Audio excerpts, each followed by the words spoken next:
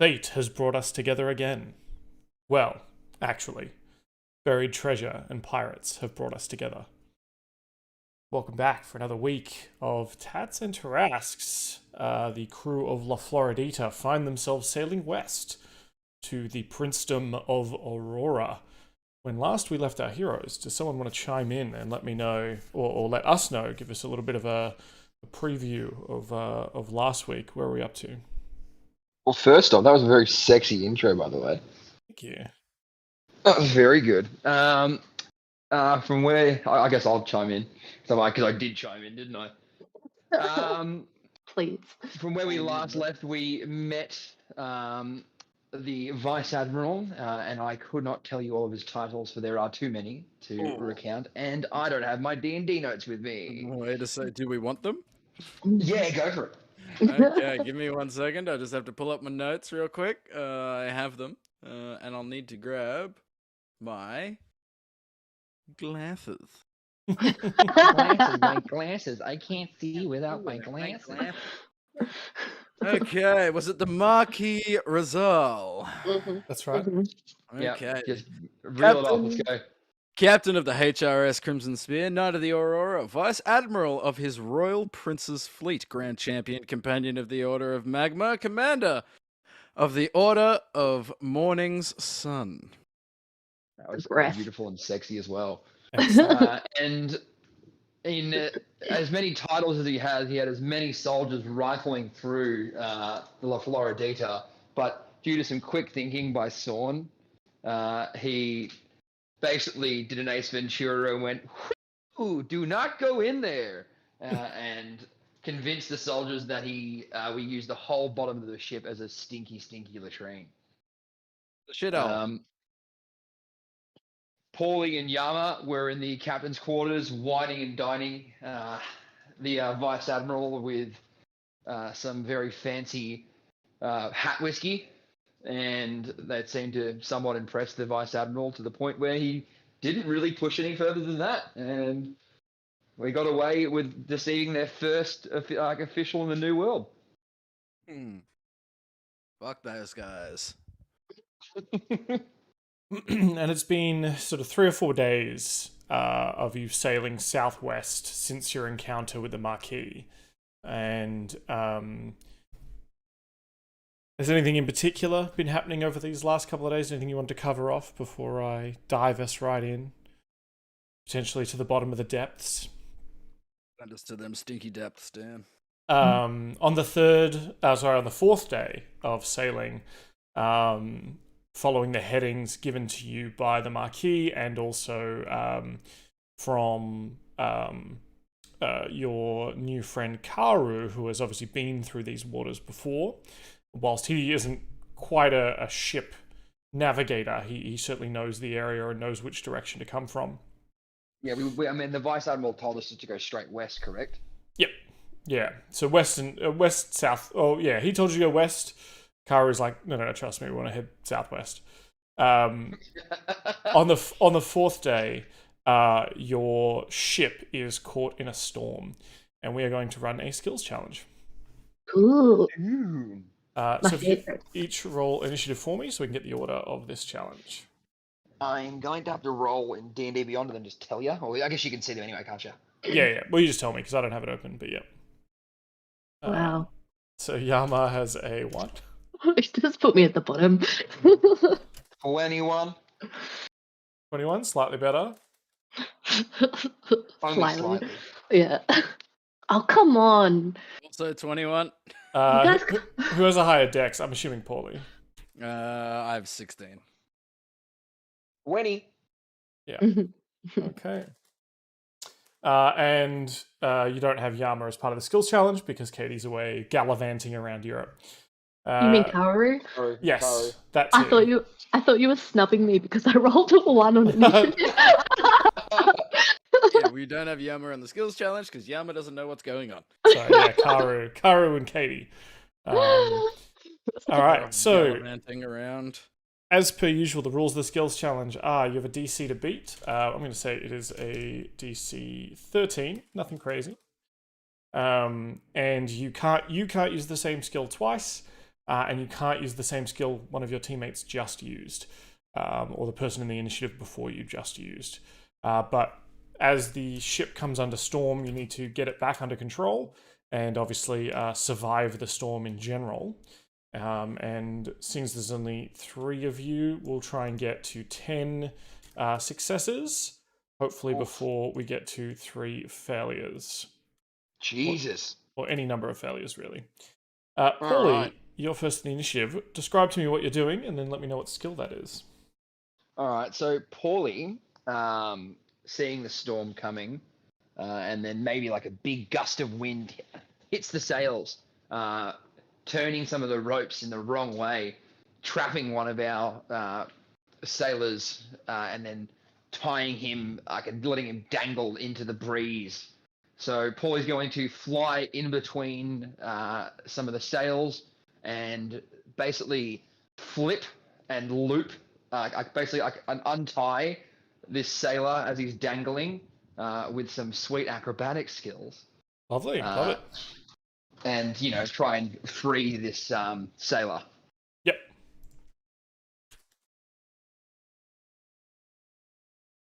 $23. Alone. 23, Nice. yeah.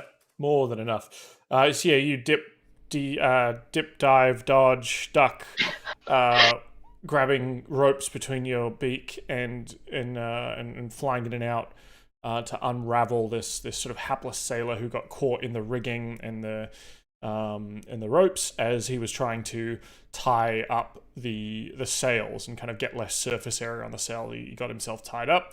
You're able to sort of untie him and get him back down to the deck safely. And the rest of those sails are starting to be furled away now. Sorn, what are you doing?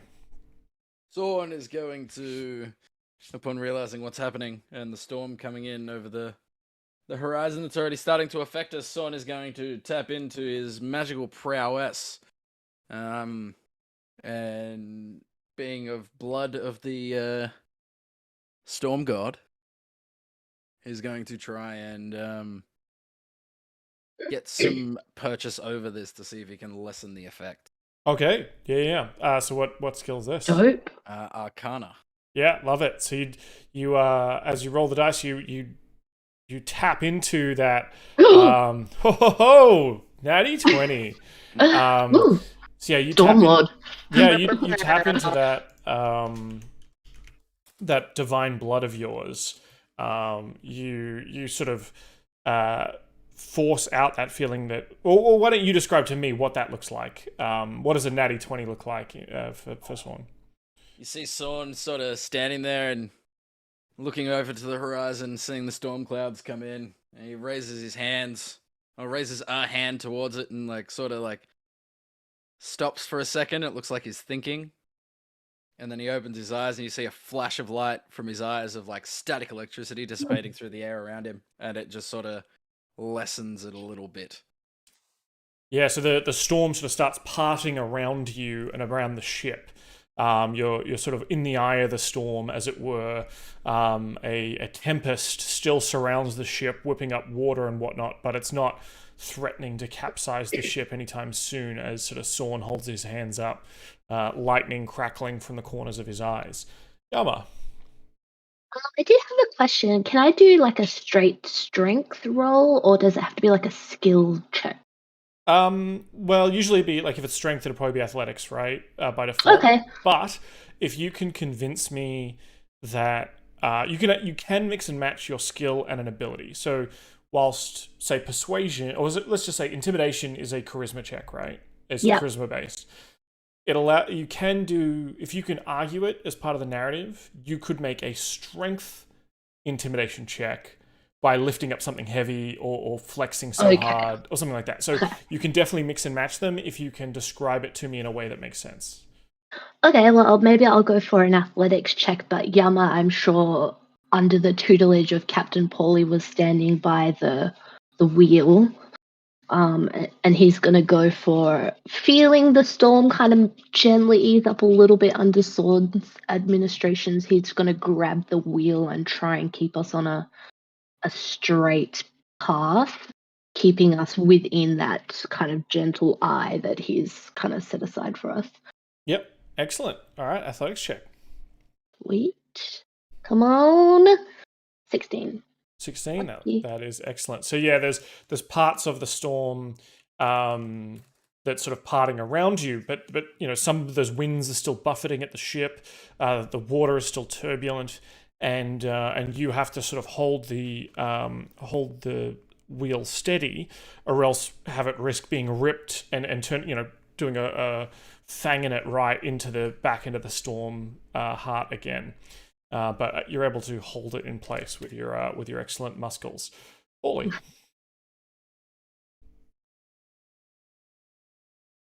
Oh, he's dead.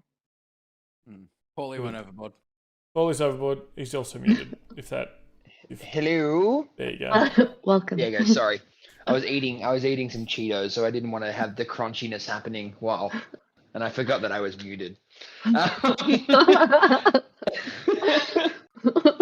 So Pauly, basically wiping Cheeto dust off his hands, noticing that the crew is starting to get tired. He's going to try and persuade them to put their backs into it. Really, just weather it out. There won't be too much longer. We can do this. Excellent. Love it.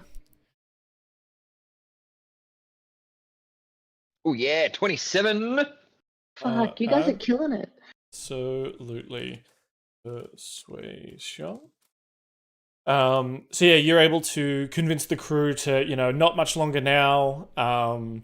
You're the finest crew I've ever seen, things of that ilk, and everyone kind of gets maybe a sort of a second wind, starts holding those lashes firmly. As the hours go by, you're kind of able to keep up their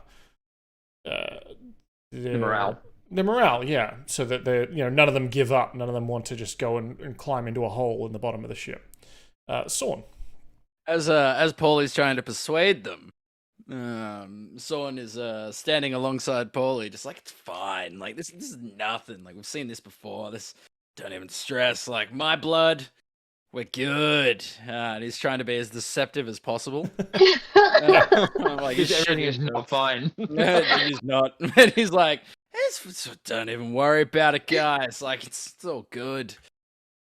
That is a 16.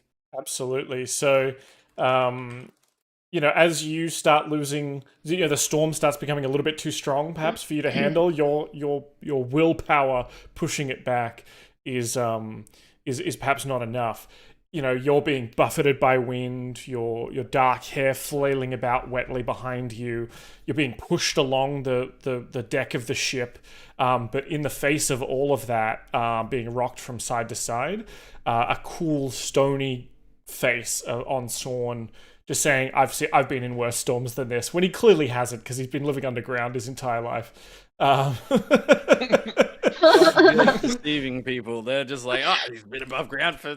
Yeah. Oh, I was born in a storm. This is not the storm I die in. That kind of sentiment. I am the storm.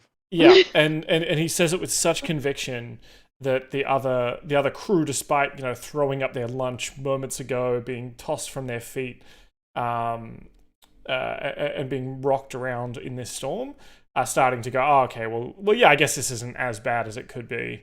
It's not really that bad as they get smashed about, and the smell and sounds of frightened Rothe come up from deep within the bowels of the ship as we go to Yama's turn. All right, I think Yama, from his position by the wheel, is just going to be keeping an eye on things and using his perception to maybe call out dangers to the crew. Loose lines, whatever, stuff like that. Lovely. Percepciones. Come on. 19. Hells yeah. So yeah, you're what boat terminology have you got, Cait, that you can what are you calling out? Avast. But I have no boat terminology, and I'm sure Yama also has no boat terminology, so he's just like, above, watch out.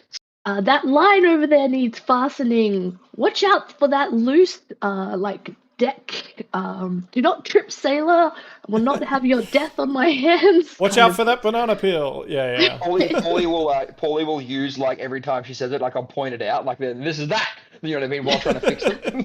Perfect. Using this as a training program. Yeah, dude. Translating as he goes. All right. So 6 successes so far, no failures. Pauly, you're up. Sorry, I just put Cheetos in my mouth again. Okay, so actually that works perfectly because I'm going to tie into that. As Yama calls out like things that that start to happen. One of the sail's ropes, the same one that the sailor was hanging off, actually wasn't tied correctly. So Pauly's going to fly up, and with his sleight of hand, he's going to deftly tie the knot and then make sure the sail stays up. Sure. Yeah, I like it.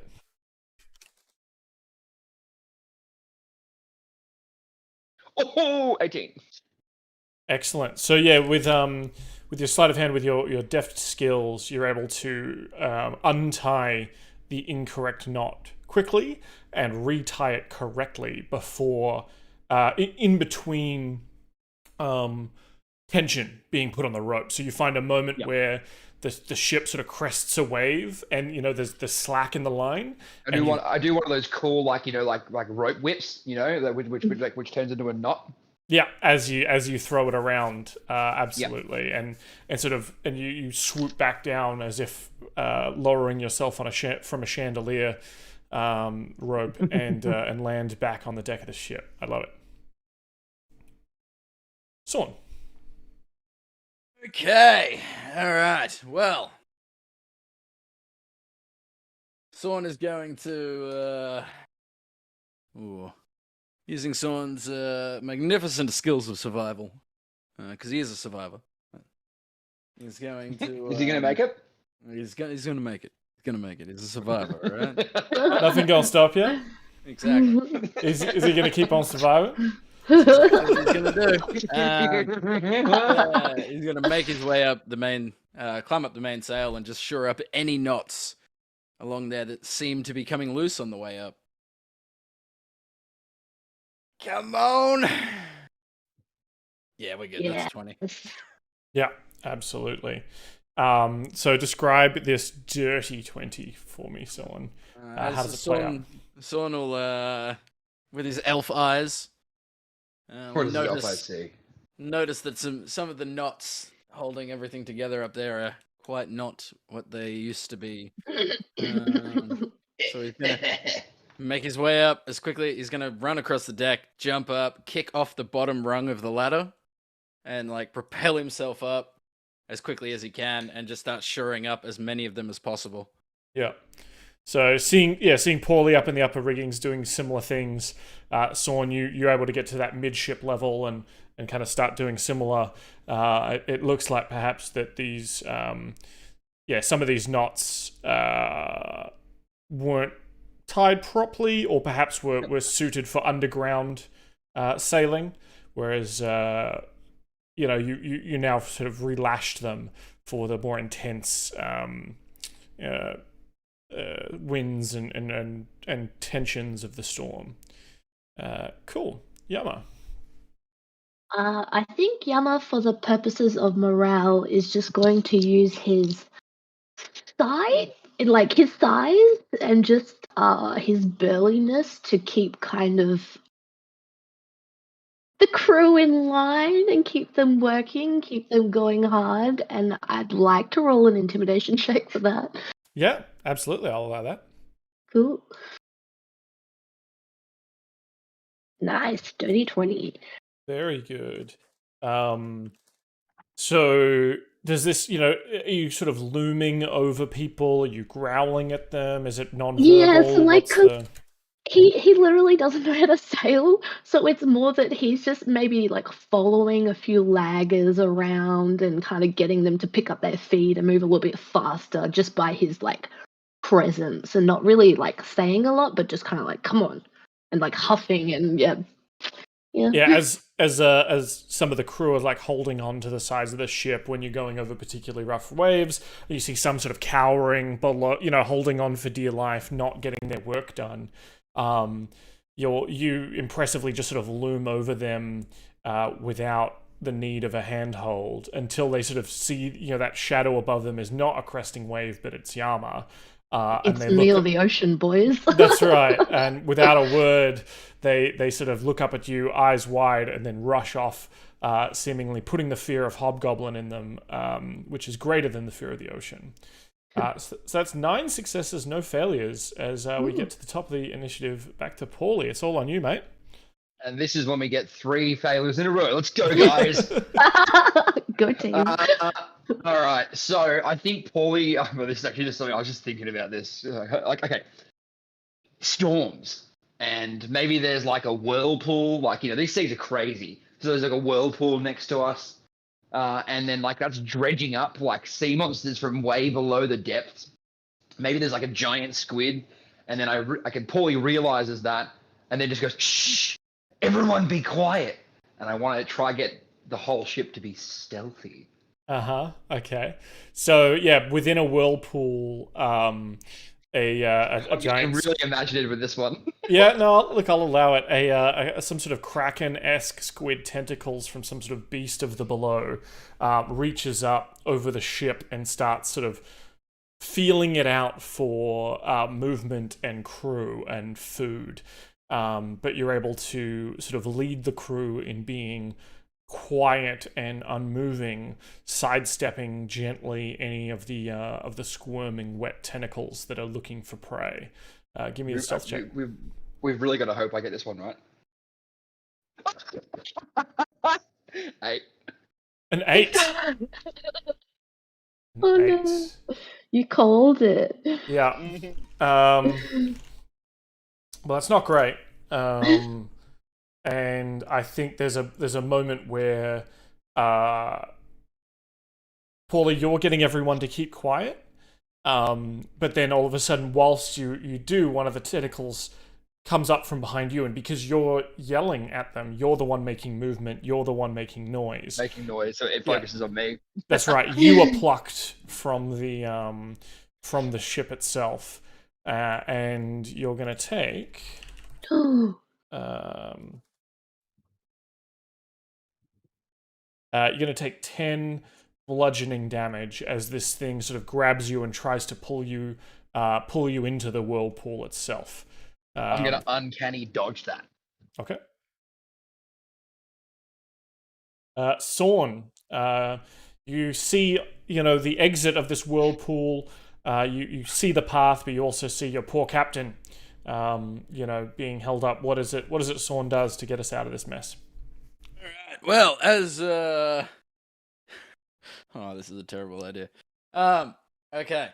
So, as this kraken-esque creature is attacking our dear Captain Pauly, Sorn's going to make his way up to the Aarakocran's nest and start making as much sound as he possibly can. Put on a bit of a performance, if you will, to try and get this kraken's attention. Yep. So it will stop trying to swat our fine feathered friend out of the air as he's trying to make it back to the ship. Sure.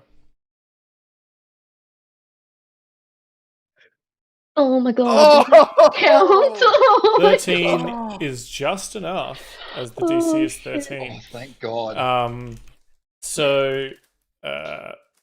But it's a close run thing, as the ship is starting to leave the whirlpool and leave the kraken behind. You're making lots of noise, maybe even casting small amounts of fireworks or small lightning bolts, Fairy fire, etc., to try and get this squid's attention and buy Pauly time. Pauly, at the last possible second, you're able to kind of pull your leg from its clutches, and you just make it back onto the ship before the winds pick up again. And La Floridita sails out of the whirlpool and into the beyond over the next couple of hours, leaving the squid behind. Just wanted to make it a bit more exciting, you know. That was Sure. fun. All right. That evening, once the storm has cleared, and it's a beautiful clear night, to the southwest you see a shining yellow light on the horizon, and it winks at you throughout the evening. When the sun comes up, it's still there, though obviously a little bit harder to see. As you get closer over the next day, you can see that it's the top of a torch held aloft by a giant green statue of a man, his imposing form looking out to sea with a what is it? A bow in hand. Like a statue, you said, sorry? Yeah. Ooh, Cool. that's so cool. If we come I to mean, ancient Greece. Definitely want to keep going towards it. Yeah. Absolutely. The figure stands up top, two separate platforms sort of straddling an entrance in a seawall. And you can see a long sort of almost like island bank or sort of a wall bank that's been built up to protect the dock and the island of Verdant behind it. You set a course to the harbour, seeing many ships docked on the outer edge of the wall, while some ships seem to be welcome between the statue's legs.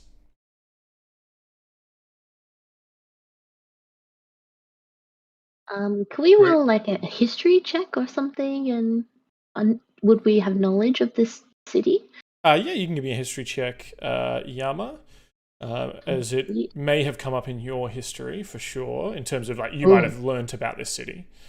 Nah, I know nothing. No, this is a strange practice. I don't think any of your hobgoblin islands or cities or ports are quite this. You're usually fortified by castles and forts and things like that, but not necessarily giant statues. Right. Seems a bit ostentatious.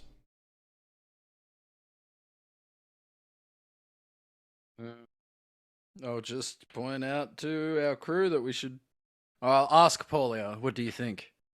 Do we go towards it? Do we go? Do we try to go in? Absolutely. All right, we're going in. Alright. These definitely seem like an ostentatious bunch of people. They do not seem to fear the sea, and perhaps we will not find enemies here. We shall see. As Indeed. you make your way closer to the city, you actually each of you give me perception checks. Perceptione. Receptione, a 22, redeeming myself. 11. 12. All right, Yama, you definitely see the other two are maybe a little bit too awed by the size of this Shiny thing. man. Potentially, Pauly. I mean, this looks like a giant, right? Perhaps you're taken off guard momentarily by a literal giant. It takes you a while to realize that it's not made of flesh or storms or ice or magma like giants you've met in the past. This one is seemingly made of metal, and it is not moving. Sorn, I imagine, even with your sunglasses on, looking, the light is kind of blinding, reflecting off the metal, reflecting off the surface of the water. You don't get a good look staring directly into this thing. It's almost like staring into the sun. The brightness of this torch held aloft. Yama, you recognize though that the boats on the outside that are docking with the outside of the wall all appear to be of different makes and different kind of types of boats. You notice you notice at least one goblin longship. You notice some other what appear to be sort of smaller trading vessels. The only ships that are going in between the legs look very similar to the Marquis's ship. Okay. So maybe I would explain to the captain then that we are probably going to expect to have to dock on the outside of the city wall, and the statue to not be expected to be invited within the walls immediately. Perhaps we would have to have some documents ready or an excuse prepared. We do have some documents.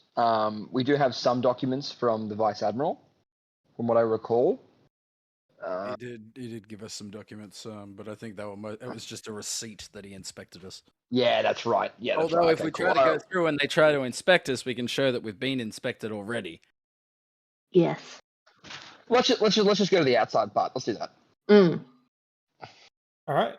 So you pull up to the outside. You find an open berth and dock with the outside of the wall, and the long wall heads in to. So you're on the sort of the right hand side of the statue.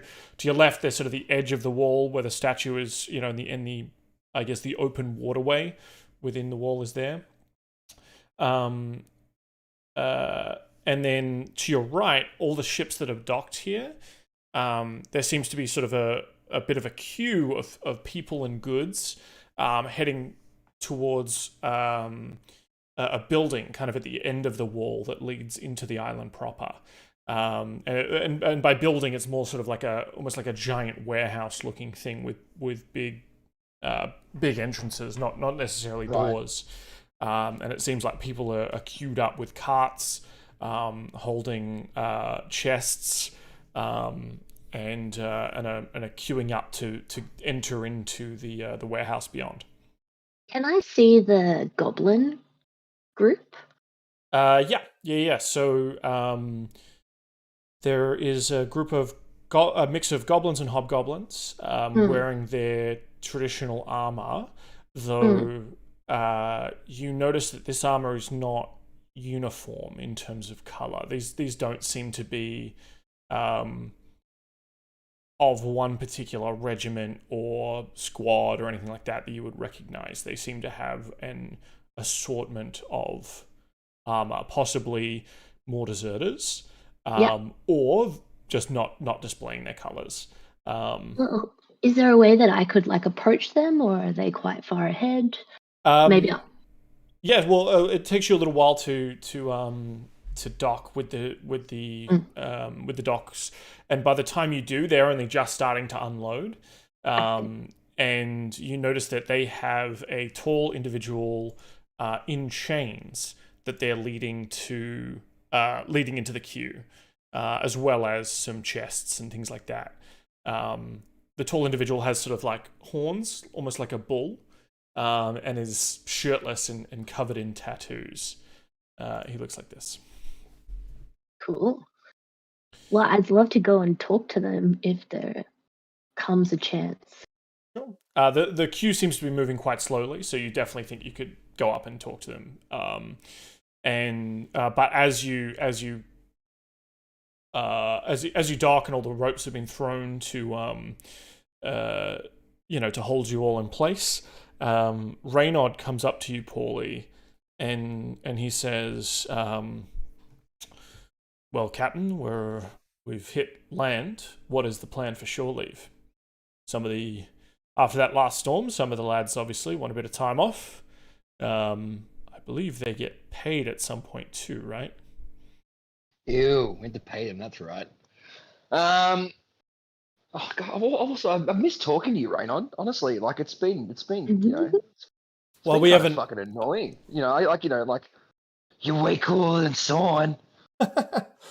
Well, I feel like we slapped upside his head by something that he just doesn't like. Someone's nowhere near him, but he just a mage hand slaps him.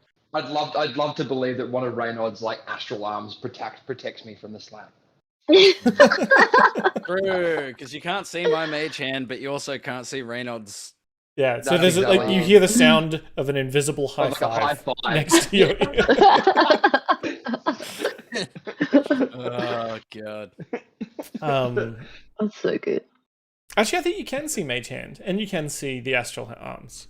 No, that were the builds. Oh, you can't okay. see Reynard's arms at all, and you can't see my mage hand because it's improved. Oh, it's because it's improved. Right, yeah, of course. There, this ain't your daddy's Mage Hand. This is your daddy's Mage Hand. No, but Daddy wanted you to see his mage hand. That was always the worst part. Yeah.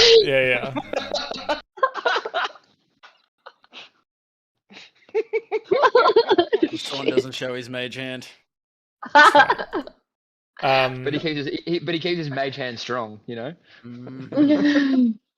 So Reynard says, well, Captain, I mean, we haven't really had shore leave since Blingdenstone. We're kind of in and out of Waterdeep. Skullport was a bit of a mess. The crews get... And I'm not really sure about this new head of HR you've brought on, this tentacled monstrosity man. He's not really the sociable type. He looks over at Karu, who's just sort of glaring back at him. I'm going to go, keep her the good work, Karu. Give her a thumbs up. Because for a captain, she's doing the exact job I want to happen. I think he's doing the yeah. Sorry, yes. Okay. Absolutely. All right. Well, get the boys to go see, or get the crew to go see. We probably want to leave some people on the ship. Yeah. All right. Let's leave the freshest crewmates that we've got. Let's leave like a few of them, and then they can take turns. So then some of the other fresh ones. So we'll let half of them go out now. They're going to come back by nighttime to then give the other crew members some leave as well. Yeah. Captain, are we setting them? Oh, you're staying with them, Sorn. Curfew. Oh, I ain't staying nowhere. You can't control me. I control all the money. Good point. Yeah, all right, fine. Well, he says, well, Captain, I mean, I'm sure the lads want to get out for a night, and then they can come back tomorrow, unless you plan to be leaving first light. Yeah, all right, fair enough. You know what? All right, we'll stay here. So, Sorn, are you okay with staying here with me for the first night? Letting the crew have their fun the first night? Oh, I believe we could probably just pay the harbour master to No. watch the ship. No, I'm not doing that. I want to get send them fine, out. I'll do it. I'll stay with the crew. You can go out with them. You can be fun. I have business to attend to. We can stay. We have to organize where these weird cow things we have to be dropped. Yeah, you go do that. You go do that. I'll stay here. All right, split the party again. Let's go. Hey, I look. I'm giving the crew some well deserved break. Okay. They don't deserve shit. Yes, they do. You hear in your head. Yeah. Doesn't say And it. I answer loudly. Yes, they do. What do you want to do? Yeah. That'll do. Sorry? What do you want to do? Do you want to go with the crew? Well, my captain, I've spotted a goblin longship just a little bit further down the port. Since we don't know much about this town, I was thinking perhaps we could get some information from these. Go for it. They look like traders. Go for it. Sweet. Well, I will come back with any information that I find. All right, and I'll go talk to the harbour master, as we pull in. All right.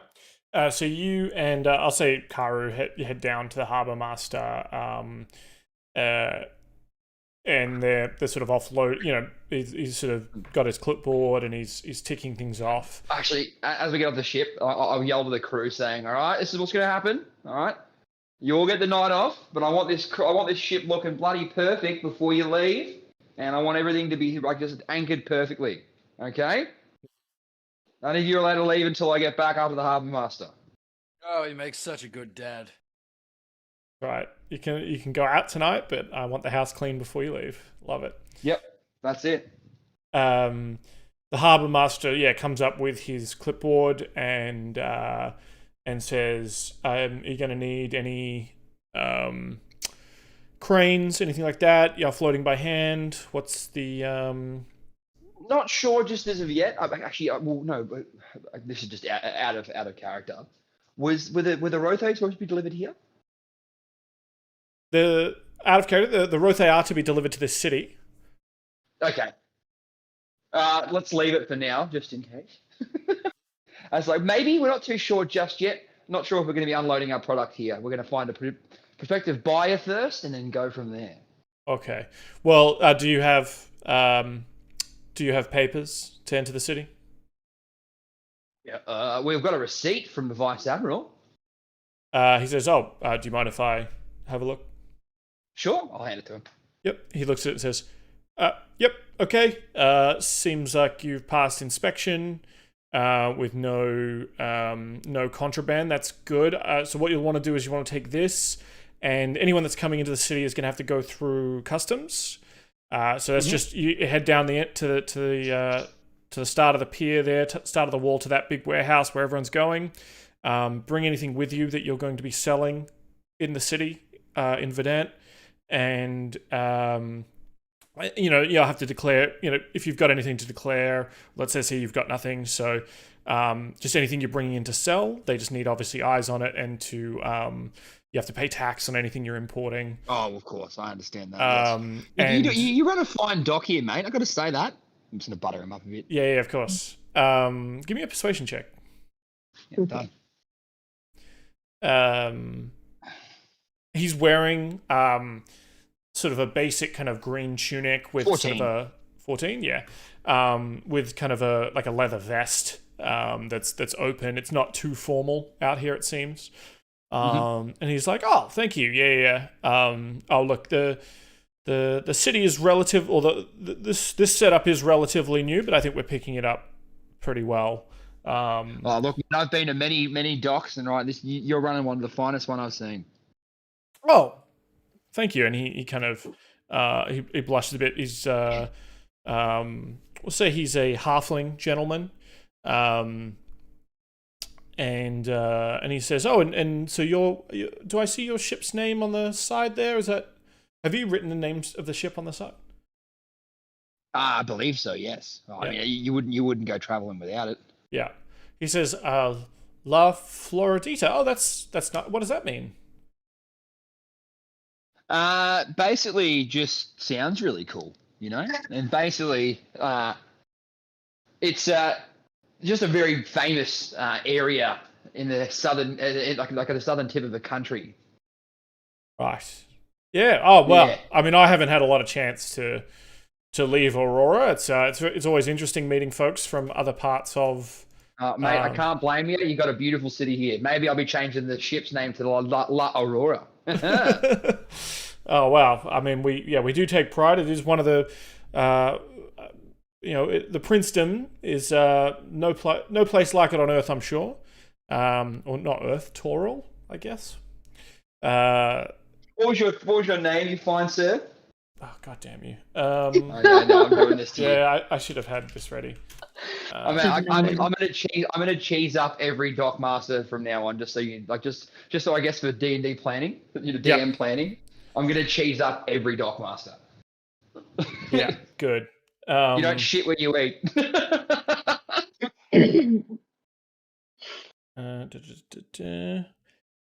He says, "My name is Martina." Martina. Oh, what a great name too, mate. Honestly, I'm just pretty chuffed. This is great. I think we're definitely going to make this a normal port of call from now on, Martina.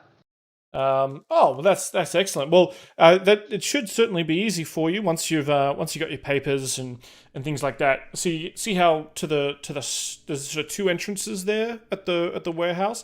If you have papers, you can just go through to the right and go straight to declaring any goods you're bringing in. But if you don't have papers, you'll need to join the queue on the left to get your papers. And log each person who's coming into the city. We just like to keep track of who's who. That's fair enough. That's fair enough, Martina. I understand that. Copy that, mate. Is Sorn with Pauly? How much is this dock fee as well? I mean, just go. got to get the bad part of the business out of the way. Sure. The dock fee. So we actually survive. We have an interesting setup. There is no flat dock fee, but it is 10% of any goods that are brought into goods and treasure that is brought into the city. Well, how does a man like yourself make a fine living and buy such fine clothes as you're wearing? Well, thank you. These are actually provided by the Emraldia Trading Company, and they, through their taxes, sort of keep this port and keep everyone employed. Oh, so you work for the Emraldian Trading Company? That's right. Perhaps you've heard of us. No, well, I mean, it sounds like a really cool thing, though. Because I mean, canonically, Pauly is not. Let's be honest. Yeah. What's the Emraldian Trading Company? Well, it's the I mean, formerly the Royal Trading Company. The Emraldia is sort of the premier marketplace for all international trade in and out of Aurora. Really, any goods coming into the princedom usually come through our docks first, before being bought and sold and filtered through to the rest of the princedom. If you can't find it here, you're not going to find it anywhere. Okay, perfect. All right. Well, thank you, Martina. And I'm gonna try and just go shake his hand, but I want to have 10 gold in my hand as I shake it. Yep. So shake. Give me a sleight of hand check. I just want to see how smooth you are with this. You're going to succeed either way, sweet. but it's just yeah.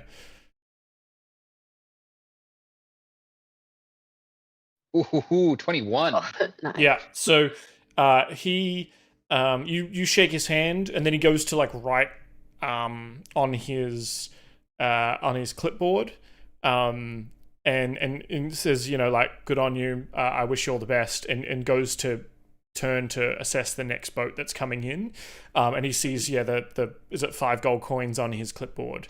10 gold coins. With a note that says, if you got any spare, any spare boys, wouldn't mind the barnacles cleaned off the bottom of the ship. You see him sort of look back at you, smile brightly, and you see him make some notes on the clipboard, enthusiastically. Perfect. Before he walks away, a bit of a skip in his step, towards the next ship. Sorn will just nod at him as he goes by. Yep. Yeah. I'm just going to walk out of the ship. You don't shit where you eat, boys. You don't shit where you eat. Always be nice to the harbour master. Thought you shat everywhere, being bird. Yeah, look. I mean, look. Were any of them the harbour masters? No, they're not. Are any of you the harbour masters? No. Yeah, and then I'll just give them all the finger. I'll literally say what you said. Just shit on Sorn again. Yeah. Well, who was that guy in episode 1? The guy playing the fighter or the paladin? It was Caladin. That's right. Yeah, Callum. He was playing a paladin named Caladin. Yes, good. Perfect. And I shit right in his mouth. Because I think I rolled like a 20. I rolled a natty 20 to shit in his mouth. Do we have any documentation for where these Rothe are meant to be delivered? Will we get any with them? I don't think you had anything written, because that would probably not make a lot of sense. But your contact was a... Where is it here? I do have it written down.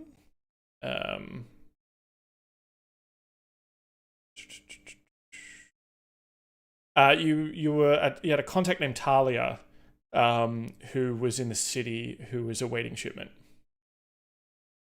Okay. Well, Sorn will go and jump in line. Okay. I'll and then as Sorn goes too, I'm imagining the crew's all waiting at the end of the gangplank of the ship, waiting for me to come back on, and I'm just gonna take a few seconds to just look around, and then see if it's all clean. Is the ship clean?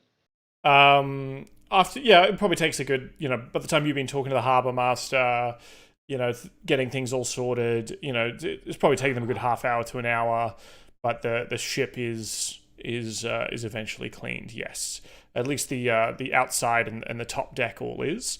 Perfect. They haven't had time to get all the barnacles off or anything like that. It's still in the water. So, yeah, of course. I'm like, all right, boys, you can go, and I'll let them run off. And you're letting them all off except for the newest ones, which I think was the friar monks you picked up, and maybe one or two people from Skullport. Oh no, the friar monks of Blingdenstone. We did get some. Yeah, but probably would have been some of the guys from Skullport. Yeah. Actually, let's keep the priestess here. Yep. As sort of like a a junior officer to overlook. Yeah. While the senior officers go. Yeah, so like all the junior officers and stuff can go. Yes, yeah, So the priestess and Reynard here with me, and then the rest can go. Yeah. Don't worry about it. We'll just leave it at the three of us. All right. So the three of you stay on the ship. Sorn, Yama, and the rest all sort of jump in the queue. Now, Cait, you mentioned you wanted to go and speak to the other hobgoblin. So you're going to sort of jump forward to go Yeah, I speak to think them? just as he walks up with Sorn in the line, he just kind of pats him on the shoulder a bit and just keeps walking forward, saying, "Yeah, I'll be back in a second, comrade." And he goes up to the group of hobgoblins, introduces himself maybe with a little bit of a hobgoblin fare, and says, "Hello, brothers. I am Yama, the Immovable Mountain of the Imperial Rikugan, and I am at your service. How have you come to be here?" They sort of turn to you and look you up and down, and as you say the Immovable Mountain, their eyes kind of go wide. And well, at least all their eyes go wide. The man in chains they have looks down at you, even though you're quite a tall, imposing figure. He's sort of probably another head and shoulders above you, and his horns. He looks you down and kind of looks unimpressed, but he looks unimpressed about everything, including his life outlook right now. They look at you a little bit surprised and say,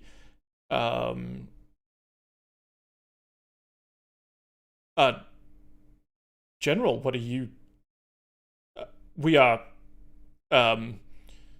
We can explain. Oh, please do not. I have also fled the oppressive arm of my brother, and I am not here in an official capacity. I am simply a traveler.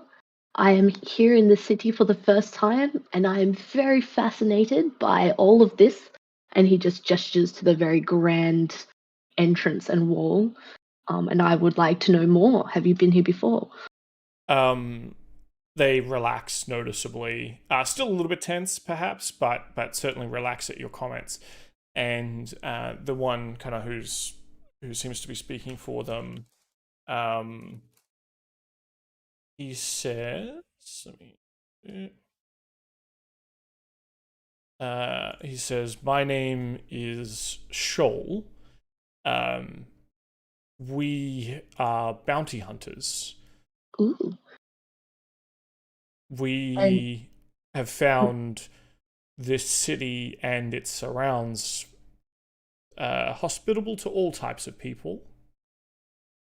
And we too left, by begging your pardon, your brother's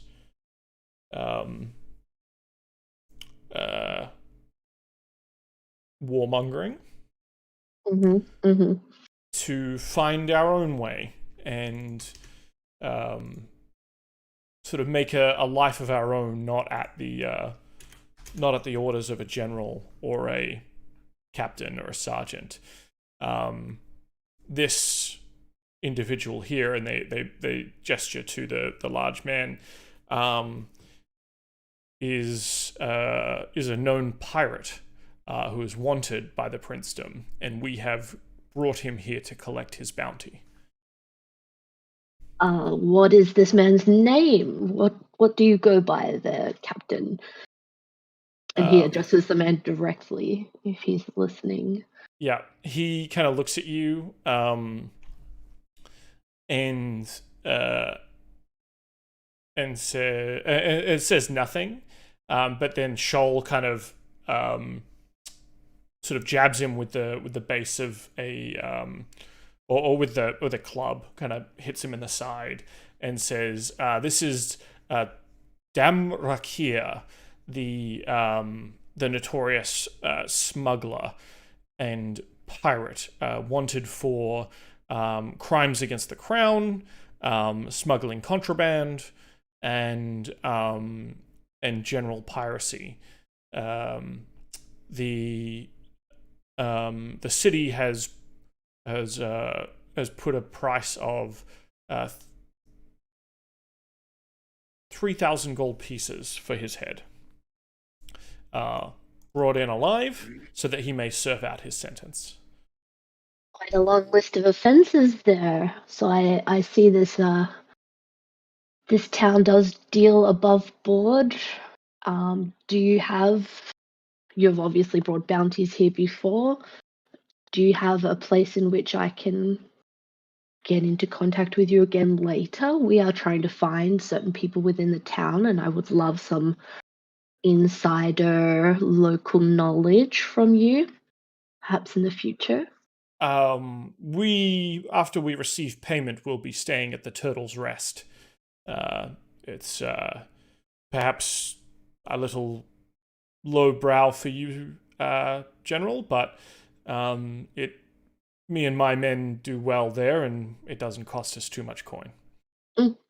No, it sounds fantastic for me and my crew. I will be on my way. I will let you get back to your business, and I thank you for your information. I'm grateful. And they all kind of stand up, and well, they're all stand up. As you go to turn to leave, they sort of stand straighter, and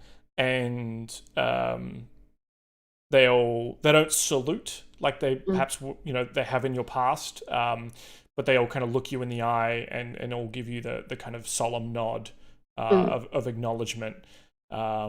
Even the smaller goblins that are with them kind of do their best to stand at attention.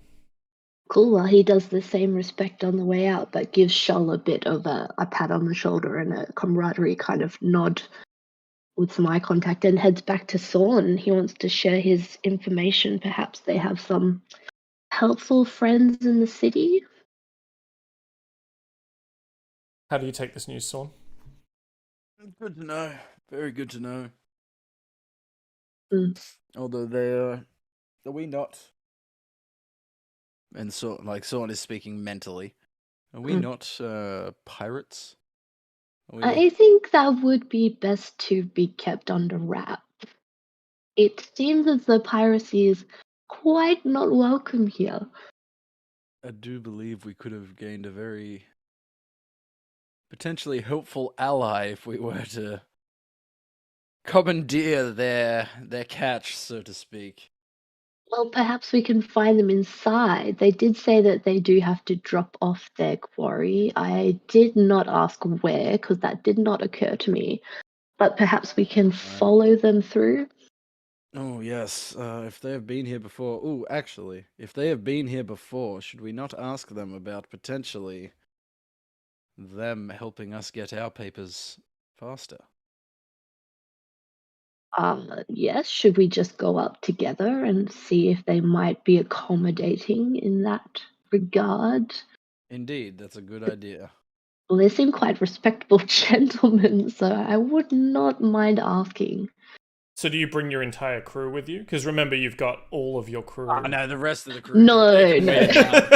They can absolutely wait in line. I think we're just trying to get Sorn and I through a little bit faster, and perhaps with them, so that we can kind of stalk them and their quarry.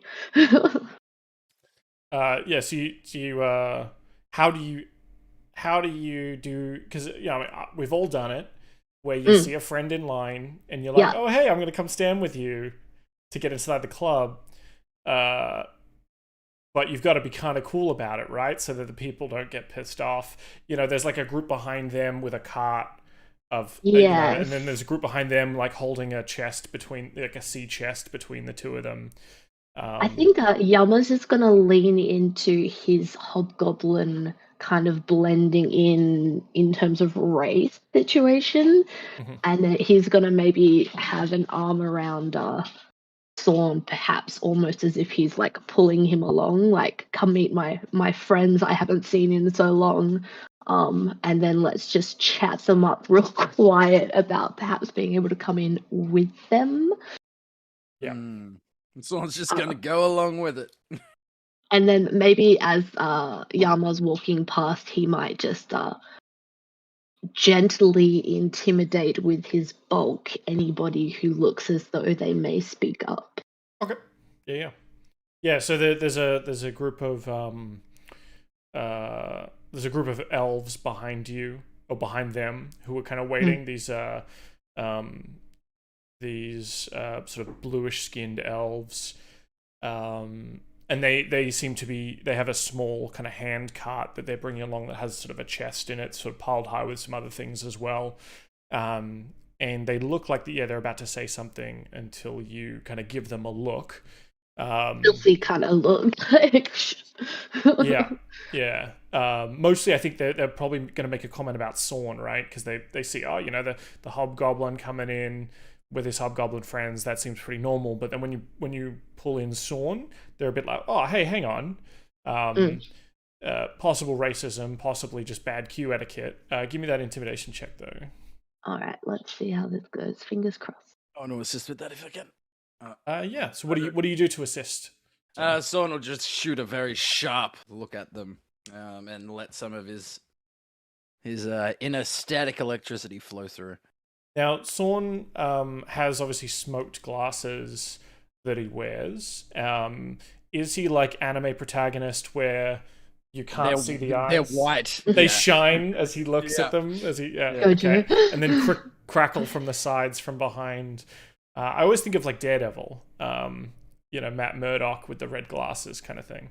They're the exact glasses that Sorn wears. Yeah, good. They're his fancy ones. His other ones are just like a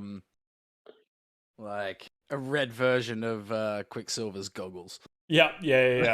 Just solid pieces of quartz or something, like rubies. Perspex, like D&D Perspex goggles. Good. So roll again because you have advantage.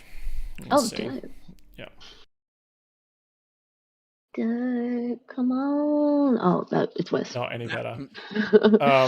But a 16 is certainly enough for these sea elves to not raise a fuss.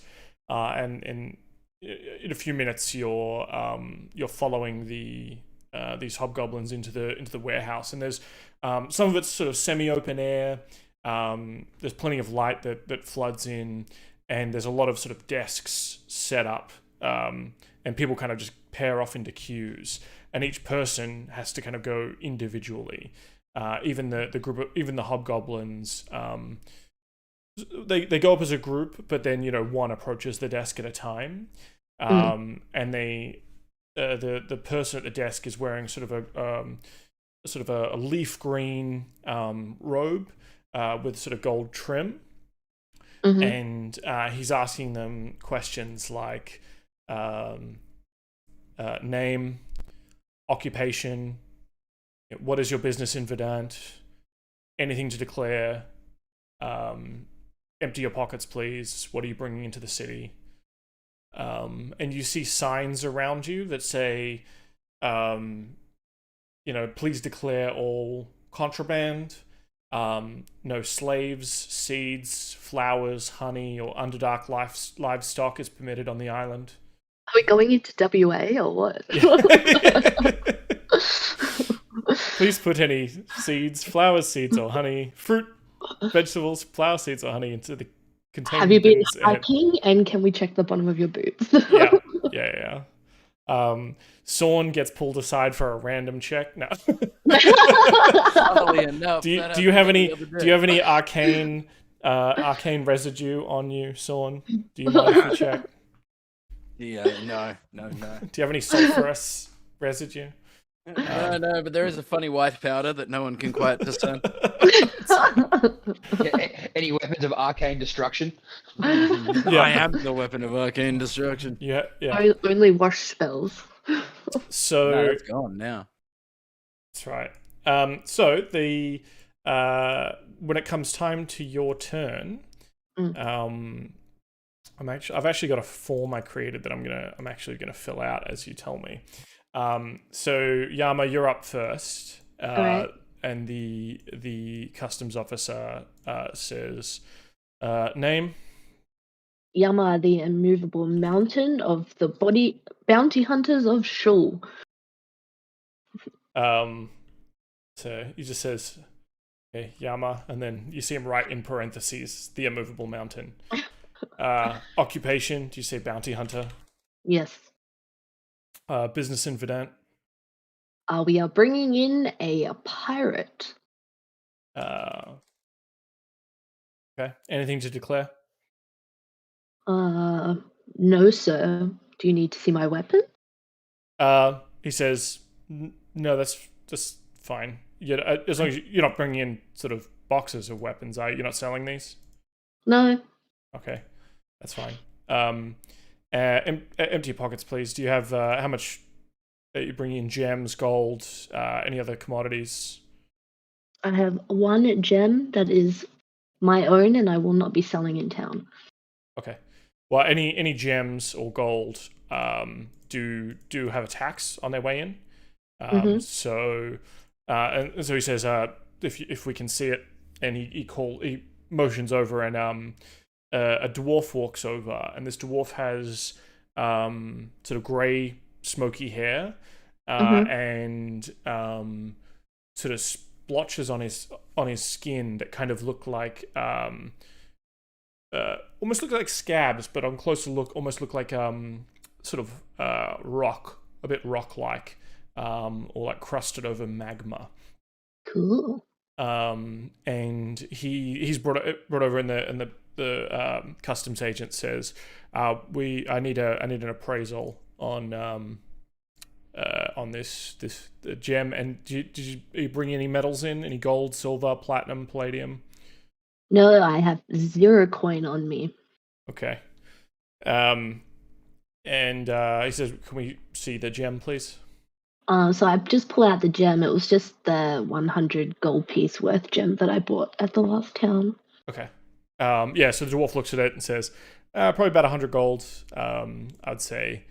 And the customs agent sort of writes down and says, okay, so you're going to need to pay 10 gold to bring that in? Yeah. Rude. Can I just, before his eyes, change it into a homunculus? Like, so that it's not a gem anymore? Like in front of him so that he can see that? Yeah. Can I just like pass my hand over it and change it and then just be, and now am I still required to make such a payment? What are you changing it into? You say homunculi, but describe to me what that looks like. So I want it to be like a little, like, pressed metal kind of dragon. So it's just got like little scales on it. It's not super well put together. It's his first time. And so this is not an illusion. You're actually like crafting this thing. Yes. And that is, I assume, an ability that you have to instantly craft certain things. Yes, it does not take any time. Okay, cool. So you say to him, it is not, like, are you trying to do you are mistaken, it is not a gem, it is a little creature? Or are you doing wait a second, hold on, and you're like pressing it between your hands and going, hang on, like, are you doing a magic trick? Like, what does this look like?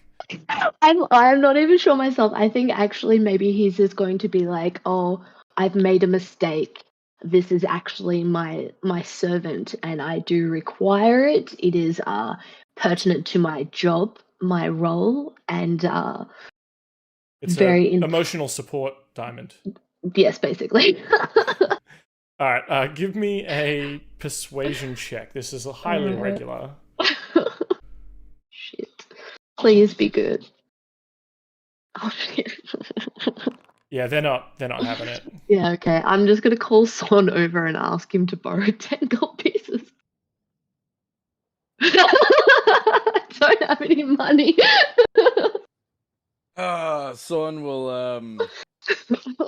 as this is happening, before Yama comes over, like Sorn will mage hand 10 gold pieces into Yama's into a pocket. And then as Okay. Yama comes over and be like, "Don't you have that gold from before?" and sort of gesture towards the pocket to make it look like he doesn't have any gold still. All right. So, well, I think that's going to require some sort of sleight of hand on Sorn's part, because even though your hand is invisible, the gold is not. So you're floating gold across the air towards Yama. Can I pass that off as a stealth check? Because Sorn is being stealthily standing behind Yama. Sort of slip it in. Slip it in. That's a bad choice of words. No, because I think this is what sleight of hand. Oh. Because he's not really in It's a view, bit direct hard. view of the inspectors in front. I'll allow it. Yeah. So you're body blocking in a certain way to hide your hand. It's not and you're not trying to prevent Yama feeling the hand. No, Yama should know it was It's there. getting dirtier and dirtier by the minute. Yeah, I was just about to say, now Yama pulls 10 gold pieces out of his butthole and just gives it to... out of his prison wallet. Good. Alright. Okay, yeah. Give me that stealth check. I'm so glad you're letting me use stealth because I have advantage on stealth rolls. I would say to hide yourself because of your cloak. Is your hood up? Hood's always up. Hood's always up. I'll allow it this time, but I don't think that's really what the cloak is meant to be able to do. It's meant to be able to hide you specifically, not really yourself. But your first roll is a 17. Let's see what they get. Cut the shit up. Okay, yeah. So you don't think they noticed. You see a number of people around this sort of warehouse. There's a couple of sort of breastplated, conquistador-esque looking guards wearing breastplates, holding pikes, wearing red and silver. They're kind of looking around the room, but they're mostly bored. They're not really watching for this kind of shenanigan in the queue. And the bureaucrat does not notice it either. Yeah, so Yama is just going to slide him the 10 gold pieces and be like, haha, it was all a joke, and just just give it to him very awkwardly. Yeah. And then you can walk, a couple of steps. You don't have to go very far. There's kind of a bit of a milling about area just beyond this area. The Sorn, you're able to step up to the counter. Alright. And he says, name, Sorn, occupation, seeker of knowledge. Okay. He writes something. Business in Verdant. Same as Yama. Okay. Handing in a bounty. Mm-hmm. Any contraband to declare? None whatsoever. And turn out your pockets, please. Are you bringing any? What are you bringing into the city? My books, and he shows his books. And not much of anything else. My pistols. Sure. No money. None. Okay. He writes something on the thing, stamps it, hands it over to you. Can I inspect what he's written as I walk forward? Yeah. So he's written Sorn, occupation scholar, not nerd, as I think Marcus alluded to in the chat. Business in Verdant, handing in a bounty, anything to declare, no. And he's also put a note on there that destitute. Very good. At least he didn't write liar. yeah. At least he believed that I am poor as hell. He doesn't give a fuck. Yeah, well, technically I don't have anything on me. Technically, it's in another dimension. True. There you go. Cool. All right. So you make it out to the other side. You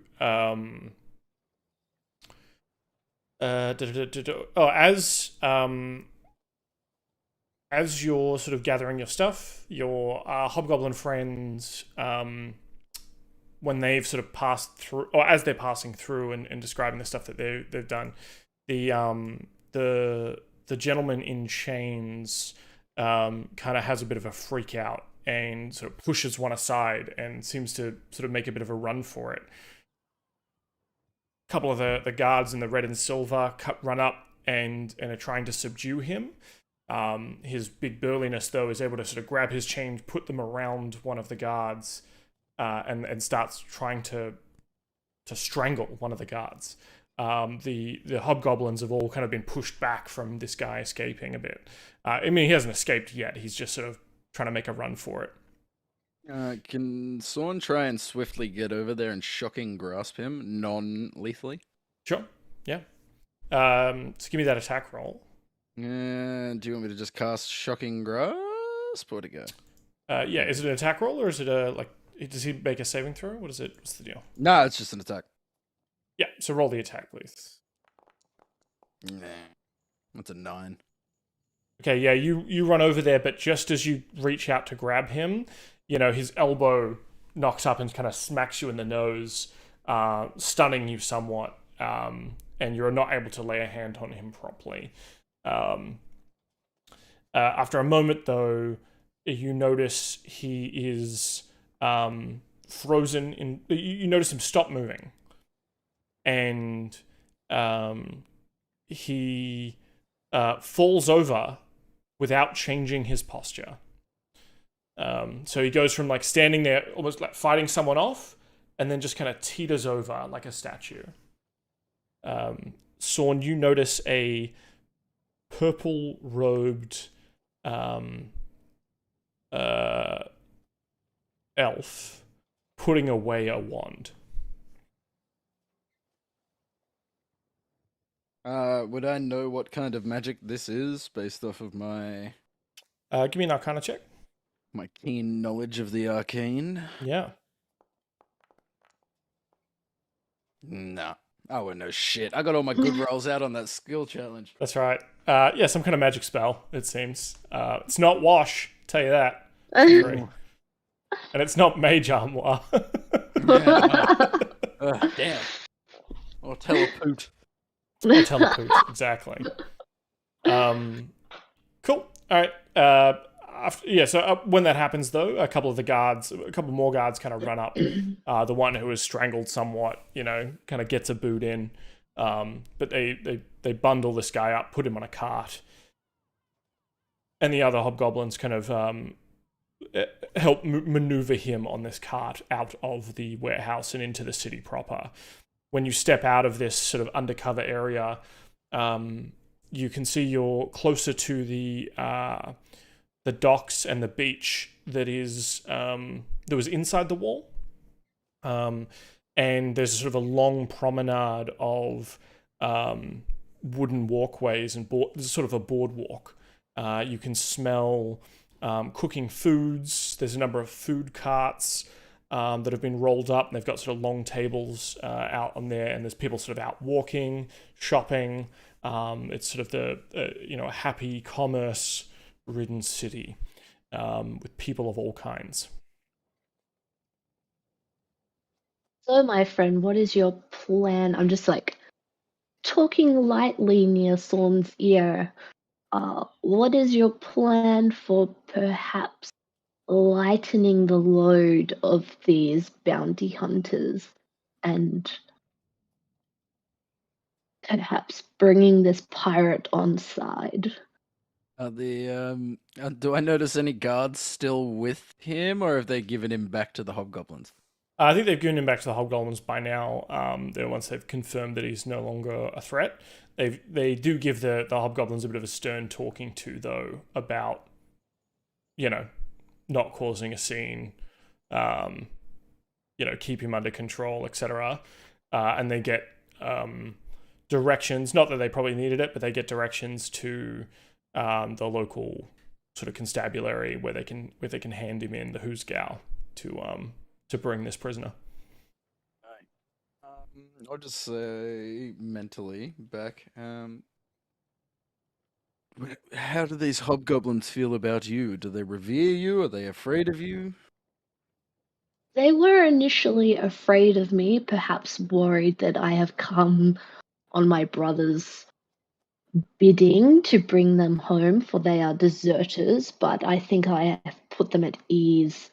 And perhaps they see me now as a comrade to somebody who feels the same as they, for having escaped that life. Perhaps they could be persuaded to leave him with me. Do we not try to bring them on side and bring their bounty with them, saying that we could probably get a better price somewhere else, and then deal with everything outside of the city, away from prying eyes? So you think we should take my brothers in arms outside the city and then mob them for their bounty? No, try to bring them on board with us and start our own little admiralcy. Have another ship. It's always a good idea. More men.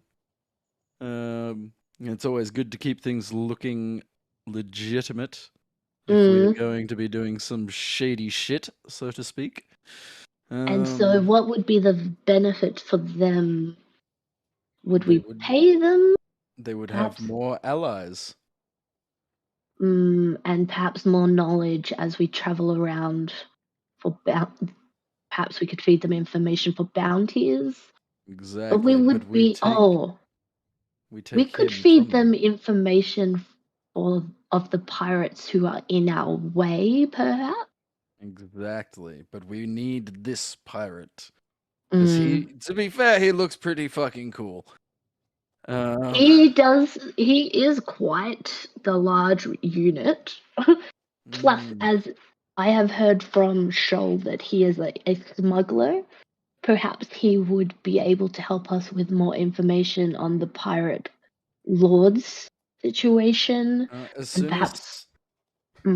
soon as Sorn hears ex-smuggler, Sorn's going to completely shift his attention. Is our horned friend conscious now?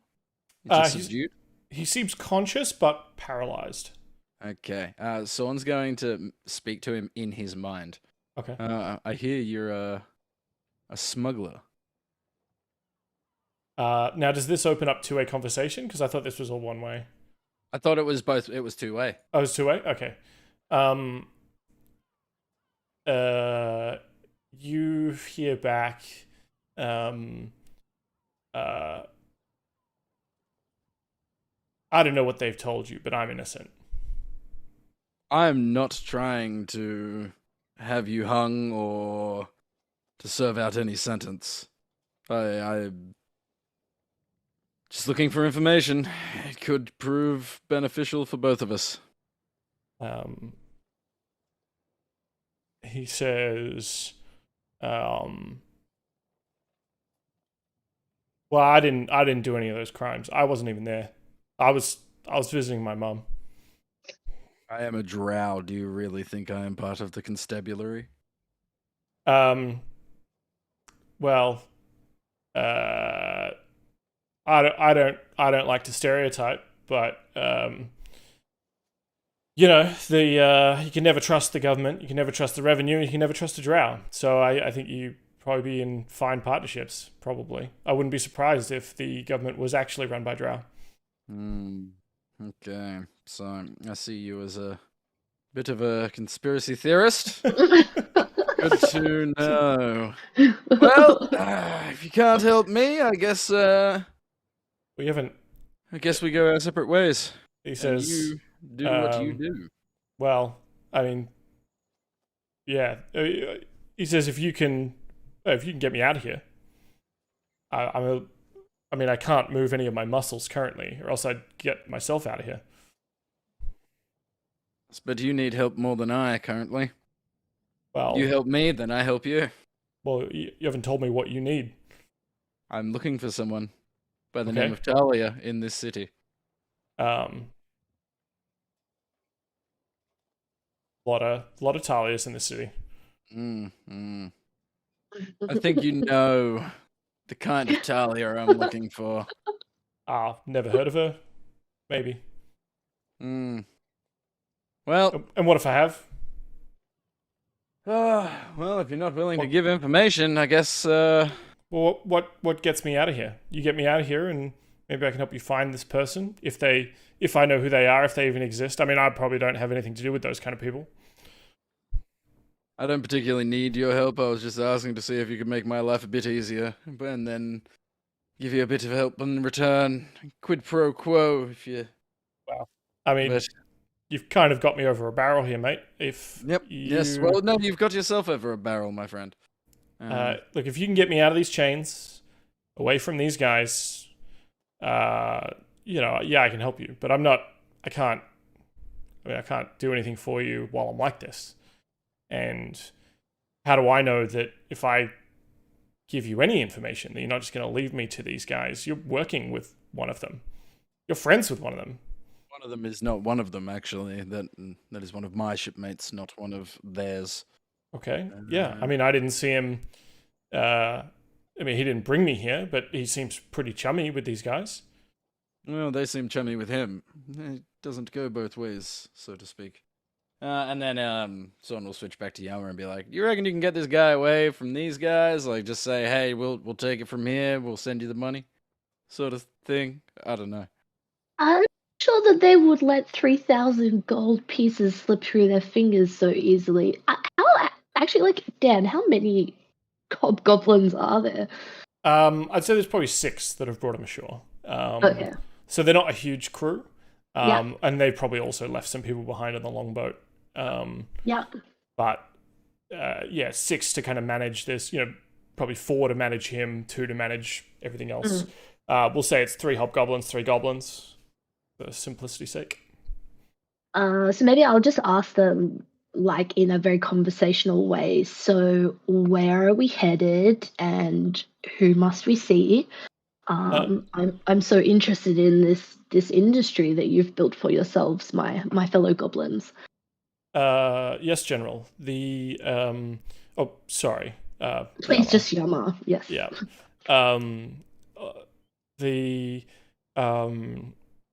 The Prince's Navy pays the bounties. We're going to be taking him to the Marine Academy here in port. It's just up the promenade here. They will sign over, or we'll give them the prisoner. They'll sign us a bill of sale or a bill of receipt, and we'll take that to the exchange where we'll get paid.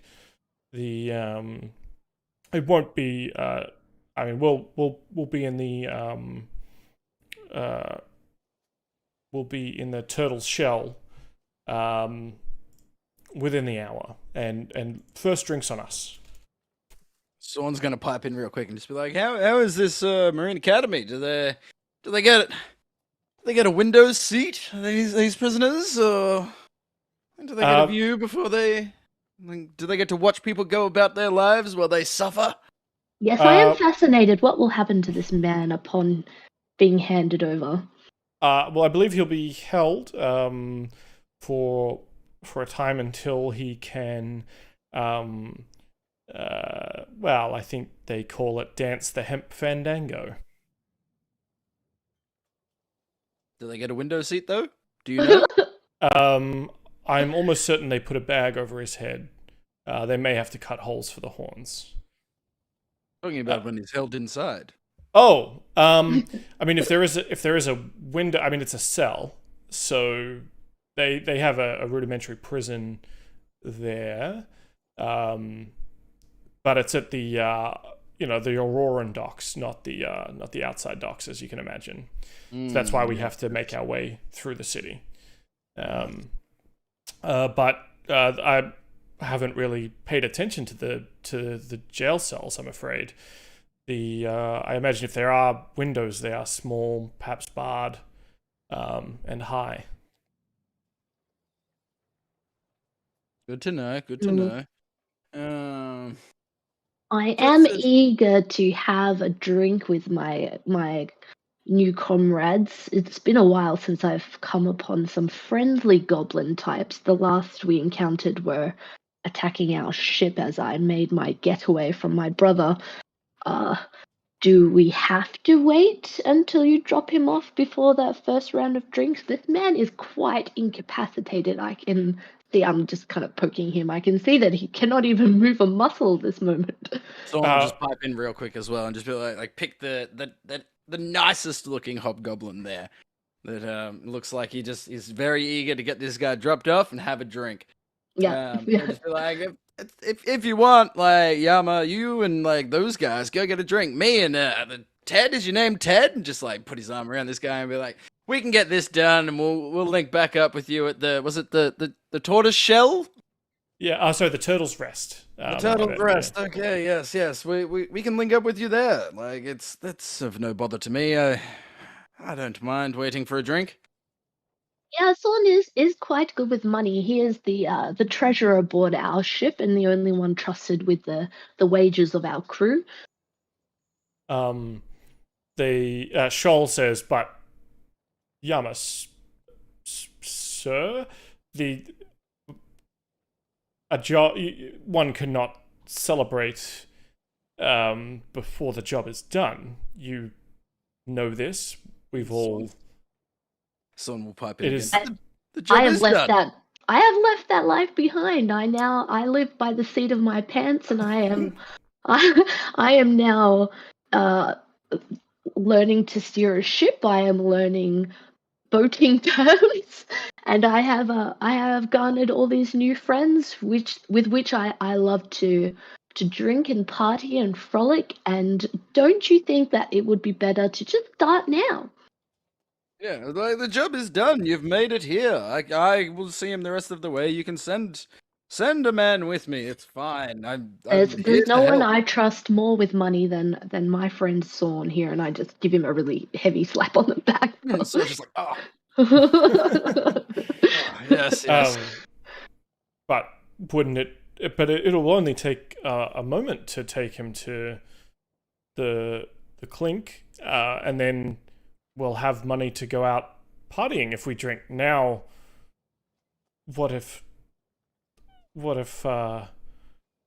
And he seems a bit unsure. He certainly seems a bit unsure.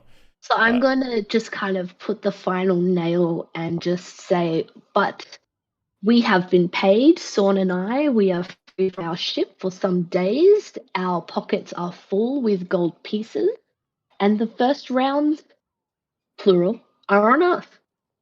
And he will join us later with more gold. Shoal says, so you want to take us, I want to take you For a drinking, drink? friends. and Ted will go with Sorn and the bounty, and you'll meet, and they'll meet up with us. Mm-hmm. Now, this is probably a deception check out of you, Yama, because it's not.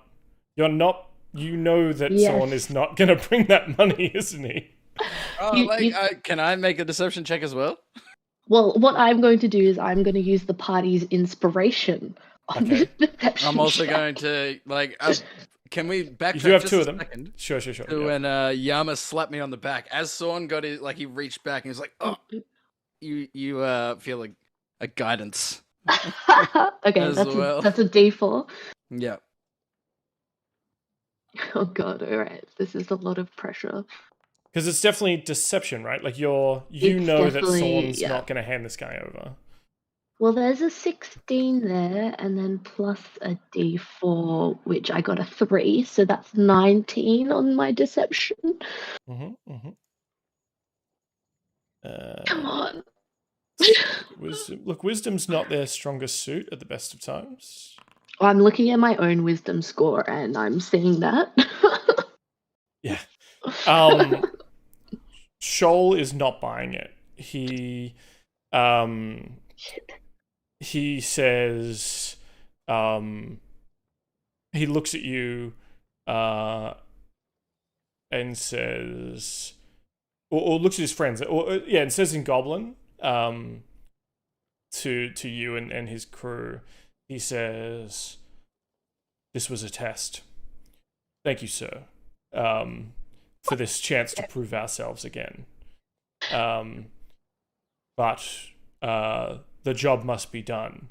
Celebration and the prize comes after the honor is earned." And he kind of gives you a bit of a salute.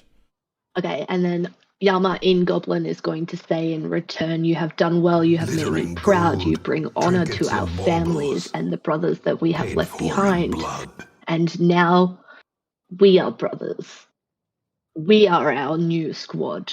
And he says, let us complete our task. And then you all start walking down the promenade together.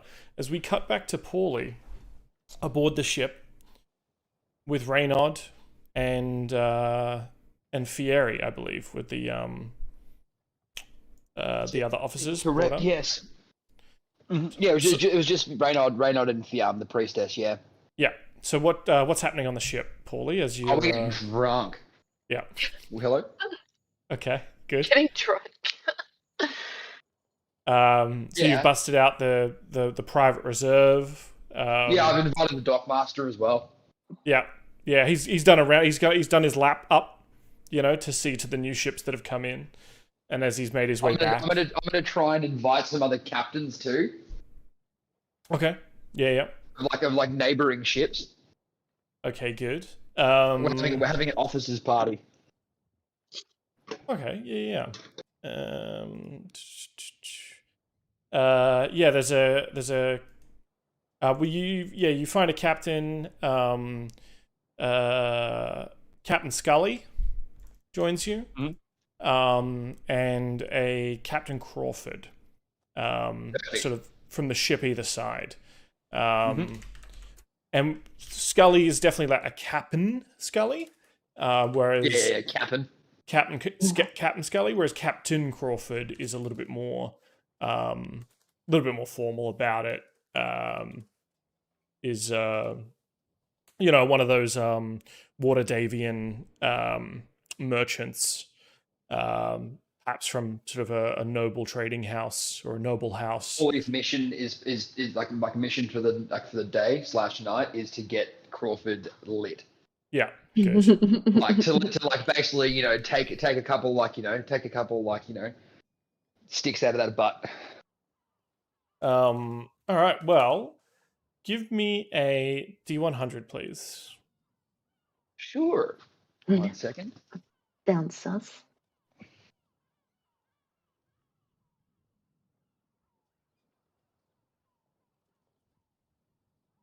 Is there a D100 in D&D Beyond? There isn't, is it? I'm not. Oh, maybe not actually. I believe there is. Yeah, there is. It's like fourth from the top. It's the double die. Yeah. The double die? Yeah. Oh, and another thank you, Fireworks, for the 100 bits. That's another D4 76. guidance in the team's pool. 76. All right. Okay. Yeah. So as the drinking goes on and on, eventually, Captain Crawford, over the next couple of hours, as you're sort of plying him with more and more alcohol, he ends up waking up or passing out, and then coming to, and then passing out, and that kind of drunk where you think he's down for the count, and then he gets up and just gets back up. Every time he does, I want everyone who's there drinking with us to just cheer for him. Yeah. And he does that thing where he's like, "Hey!" like as if he's in on it, while everyone's cheering, and is just sort of like, "Yeah, of course, yeah, I did it, obviously," and then kind of rejoins the party for a bit, trying to have figure out what the conversations are all about, and yeah, are there any meaningful conversations that Pauly's having? Oh, straight up D&Ms, absolutely. The second he gets fifth cup in, he that's his mode. I want to talk about what we love about being captains. You know, like what made us want to do this? You know, I want to hear their deep and darks. You know. So, All right, excellent. You know, by the 10th up, he starts talking about the giant pirates. Okay, yeah. Give me a persuasion check. Yes.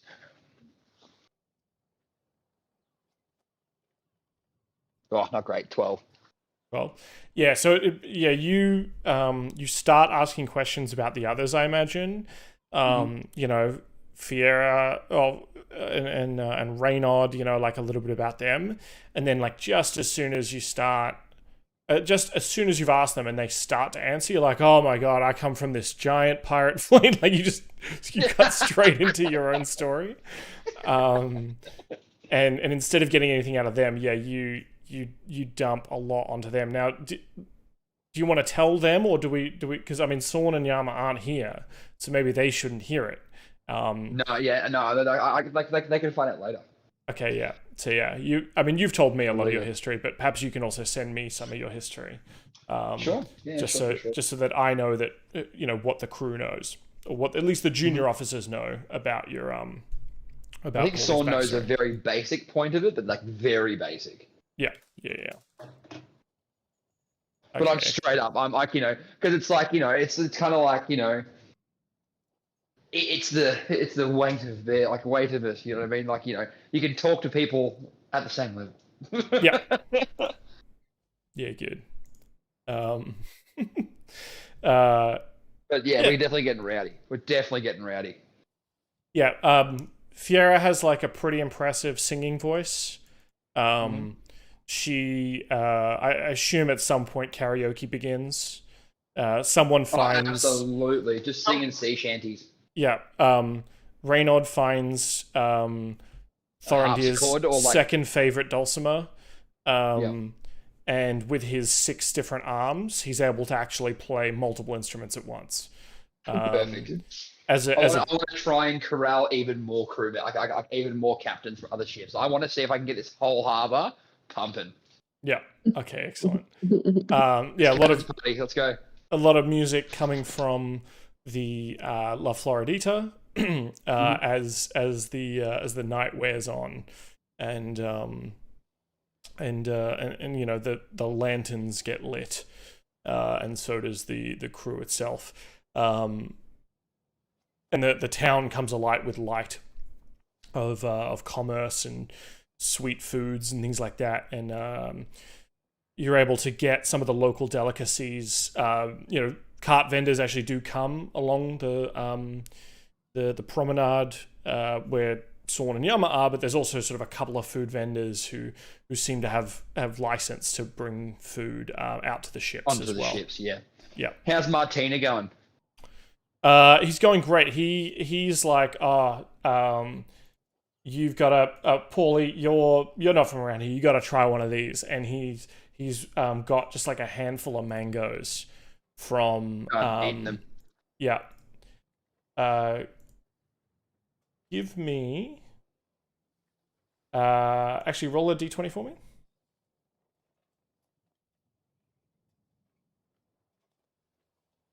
14. 14. Okay, let me.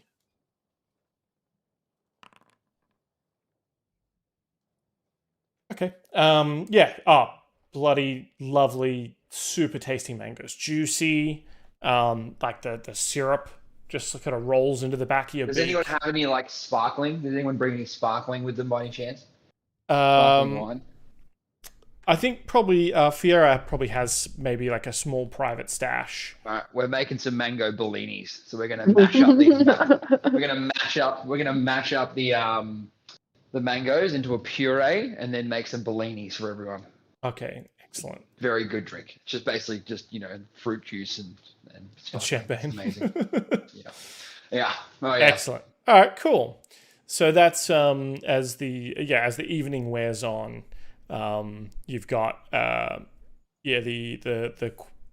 wharf master, couple of captains, and obviously your junior officers going ham deep into the night. Partying. as we cut back to Sorn and Yama, it's sort of, I mean, the time differences here. It's sort of late afternoon. The sun's starting to go down. As the I guess 8 of you, 9 if you include the large gentleman with no shirt, making your way down the promenade towards the you see a lot of boats docked here, and then sort of out beyond you can see you can probably even hear the sweet sounds of Thorindir's dulcimer, as well as a number of other musical instruments, the sound floating across the harbour. And you can see out, La Floridita's sails out there, furled. I guess unfurled is when they're down, right? So they're furled, they're all done up. But like a lot of lights on the ship coming alight. And the telltale voice of Pauly trying to sing songs and sea shanties. Out of key. Out of key, like nails, like talons on a chalkboard. But I'm dancing up a storm though. I can't sing, but I can dance. Yeah, cutting, which is crazy. Oh no, yeah, like those birds that dance, that do the like they dance in front of their mate, just like that's exactly what I'm doing. I've got my wings out in that exact way too. Yeah, good. Yeah. So Sorn, Yama, the Shoals bounty hunter crew, and what was his name here? Damrakir. Are walking down the promenade. Damrakir in the cart. You notice that he's starting to get a little bit of movement in his hands. He's obviously still chained though. But whatever spell it was seems to be slowly wearing off. He'll hear in his mind, just lay as still as you can. I'm working on something to get you out of this. Okay. Let me know when. Oh, you'll know.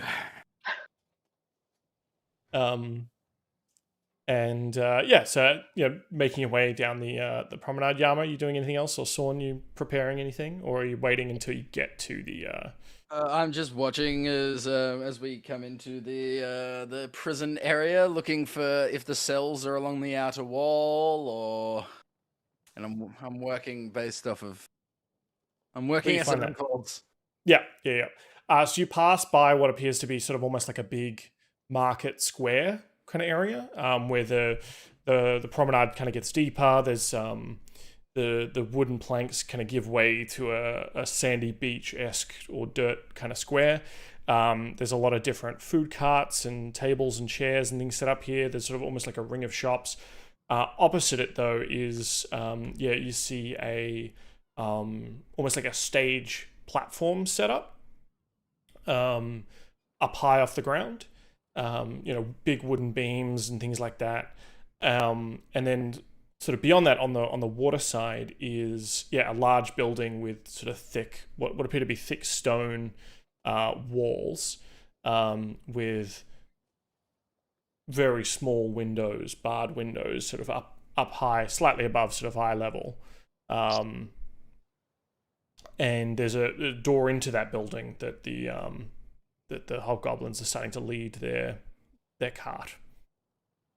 I think while we're walking, Yama is just really trying to salvage the relationship with Shoal. He does really want to maybe have the best of both worlds in the end. Maybe Sorn can free this prisoner once he is locked up, but Yama would like to still ingratiate himself with the bounty hunters and kind of become their friend. It is true he's not come across a hobgoblin in a long while, and I'm sure he does have a lot to chat about. I'm sure they're talking shit about his brother.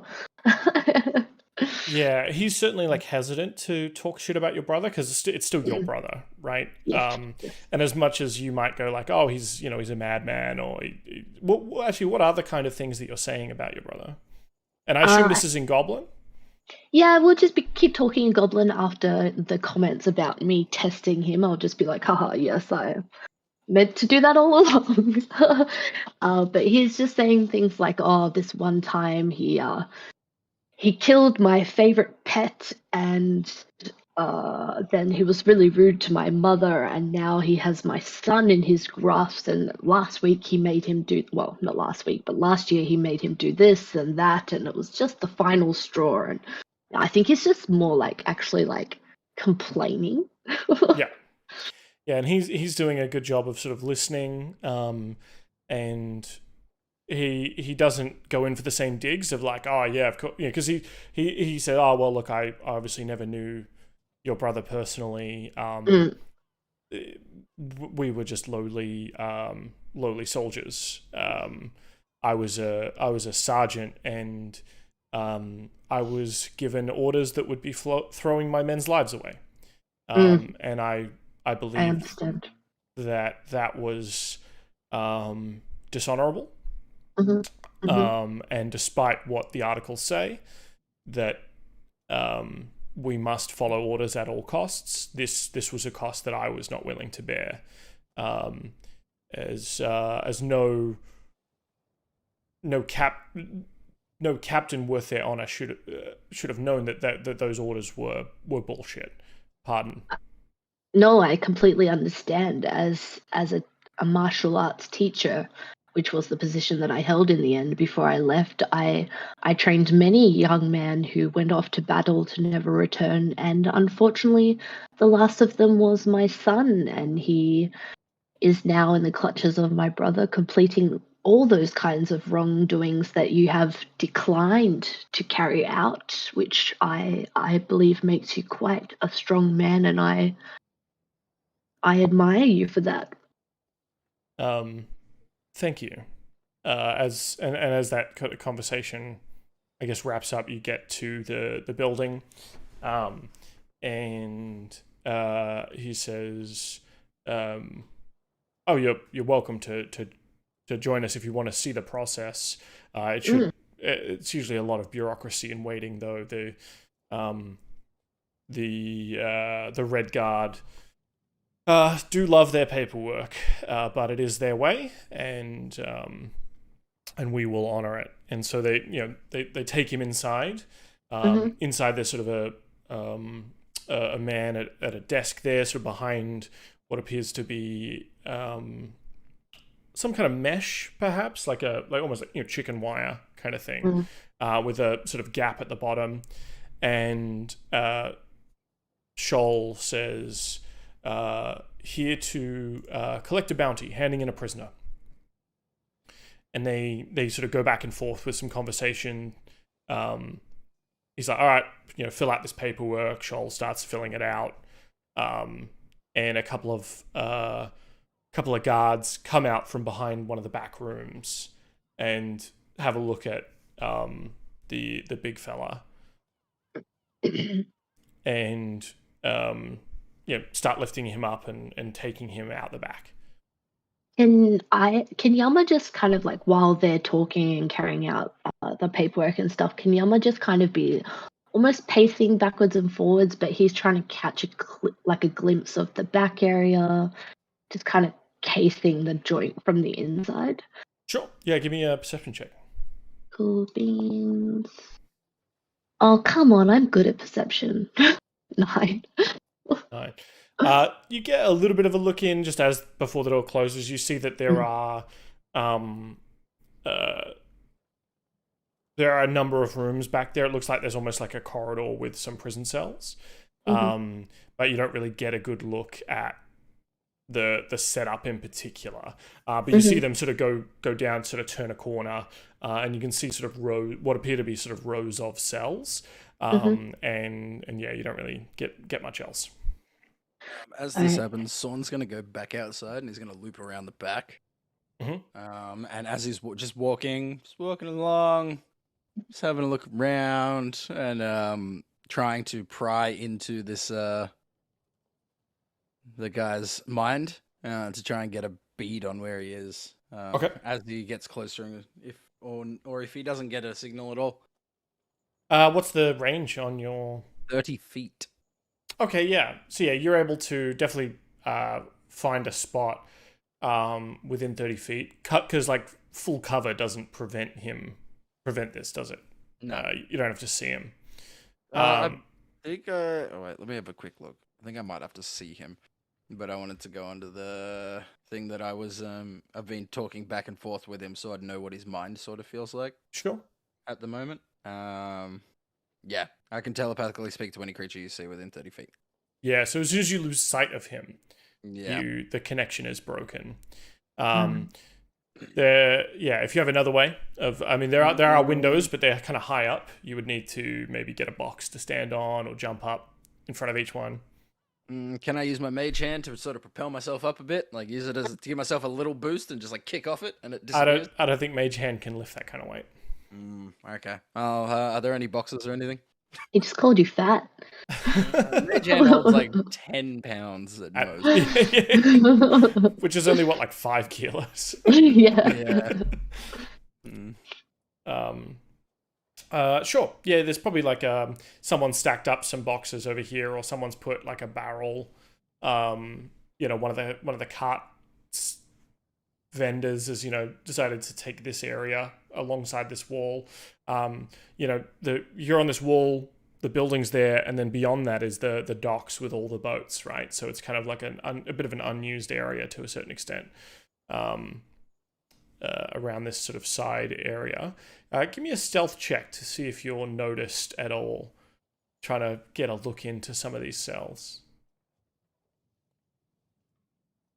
20. Yeah. So yeah, you're able to the first two you get up, you don't see him, but the third one you do, and you're able to kind of look down in. You see him there, but you kind of have to stay up there.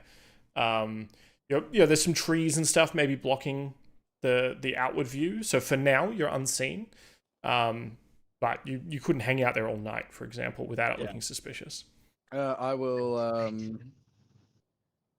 Yeah. I'm gonna head off. I'm Okay. gonna head off. I love you all. Sorry. Good night. Catch Timmy. Thank you. Thanks, Timmy. We'll see you next week. See you guys. I will say to him in his mind, do you have any idea of when they want to take you out to be have a bit of a swing, if you know what I'm saying? He replies back, look, they didn't say. I assume I don't know if I really get a trial, and if I do it'd probably be tomorrow. And then what do they I think they normally do their hangings at dawn, so maybe the day after.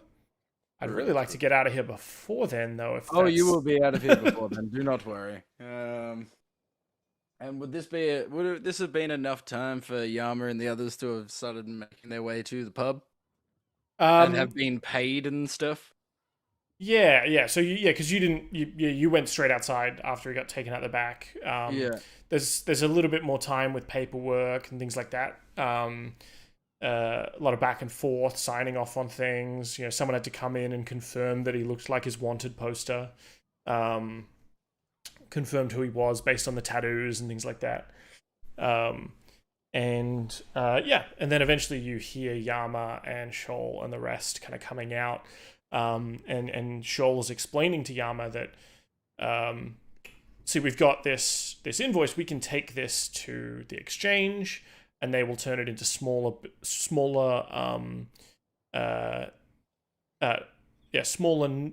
bills. It's sort of a piece of paper that says that the city owes you money, and it can be drawn on any of the exchanges in the city, or you can just spend it freely as if it were coin. Are many exchanges throughout the city? There's heaps. There's exchanges all over the place. To convert money into these bills can cost, but once it's converted into the bills, they're freely spendable here and a lot easier to move around. You obviously just don't want to get them too wet. They float. Well, they float. They don't sink, but they're they are perishable compared to the metal. It's a very musical city. They do everything with notes. I love it. And then we were on to drinking. Yes. Yeah, he says we can actually take this to the this is as good as we actually take this to the Turtle's Rest, and they'll just give us credit, and then we can actually cash that. We can cash that out into other notes on our way out.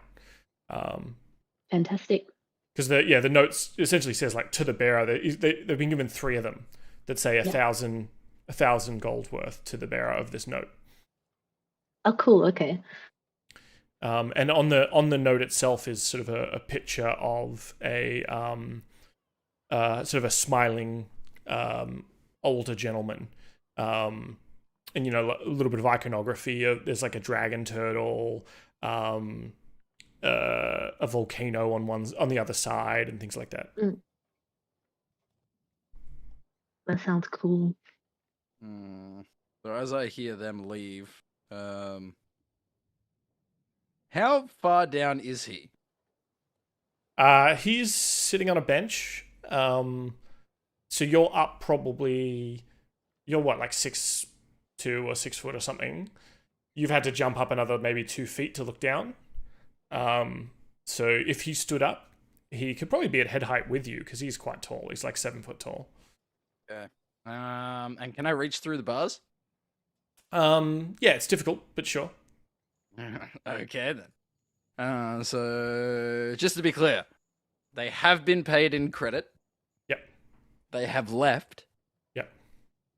Okay. I'm gonna look around. Is there any sort of dark alleyways within 90 feet of me? Give me a perception check. I'm so sus. A perception check. 13. It's not very good. Yeah, you see from your vantage point, you can't see any dark alleyways because it's almost like a big market square, right? But you can definitely see sort of an area between 2 carts that looks mostly hidden. Can I actually just I'll just say to him, in his mind, I'll be like, just bear with me a moment. I'll be right back. And Okay. I'm gonna hop down and walk into the square, and look around a bit more adeptly than just at a glance from afar. Sure. Yeah, you do a bit of a hot lap around. There's definitely not a lot of alleyways because a lot of this area is just all shop frontage, right? Yeah. This is like a boardwalk, carnival kind of area. There's people doing juggling tricks. There's a snake charmer. There's someone doing one of those like climbing up a magic rope. There's that and all the food carts, people serving beers out in the open, a lot of fashion stores and things like that along the strip, but not a lot of other alleyways in short distance. Any streets that head further into the city off this market area are all well-traveled streets. Okay. So is there anything that's sort of inconspicuous that a drow and a giant cowman could appear in? Sure, you're essentially on South Bank, right? Where where it's all happening. You spot a place either between there's a place between 2 of the food stalls that are kind of backed up onto each other that you think you could get in between. The stall owners obviously may see you. May be slightly surprised when you arrive, because it's an open backed stall effectively. But it's a big enough piece of hardware that people outside the stall probably wouldn't see you. There's also trying to think what else. There are wagons going up and down the street, or along the promenade itself. So there are things that can break line of sight. Yeah, I just want to get out of line of sight of the prison, essentially. Okay. Yeah. Well, I mean, anything you can see standing next to the prison, theoretically, the prison can see. Yeah. No, out of line of sight of like a vantage point from the prison, not from where I am standing from the windows. Yeah, so you're trying to, or you're just trying to get somewhere where there'll soon be a corner you could run around, right? Yeah, something we could just spirit away behind. Yeah. I think you can find one of those. After doing a bit of a lap, you do see we'll say a street that has those kind of qualities. Is a little bit quieter than the others, and it has another alley. Like it has an alleyway. So you think if you appeared here and then made a quick dash, you could probably get to. Okay, well, I will get back over there. Mm-hmm. And I just want to say to him as I climb back up, now, I help you, you help me. Absolutely, just 1 second. And he goes over to the,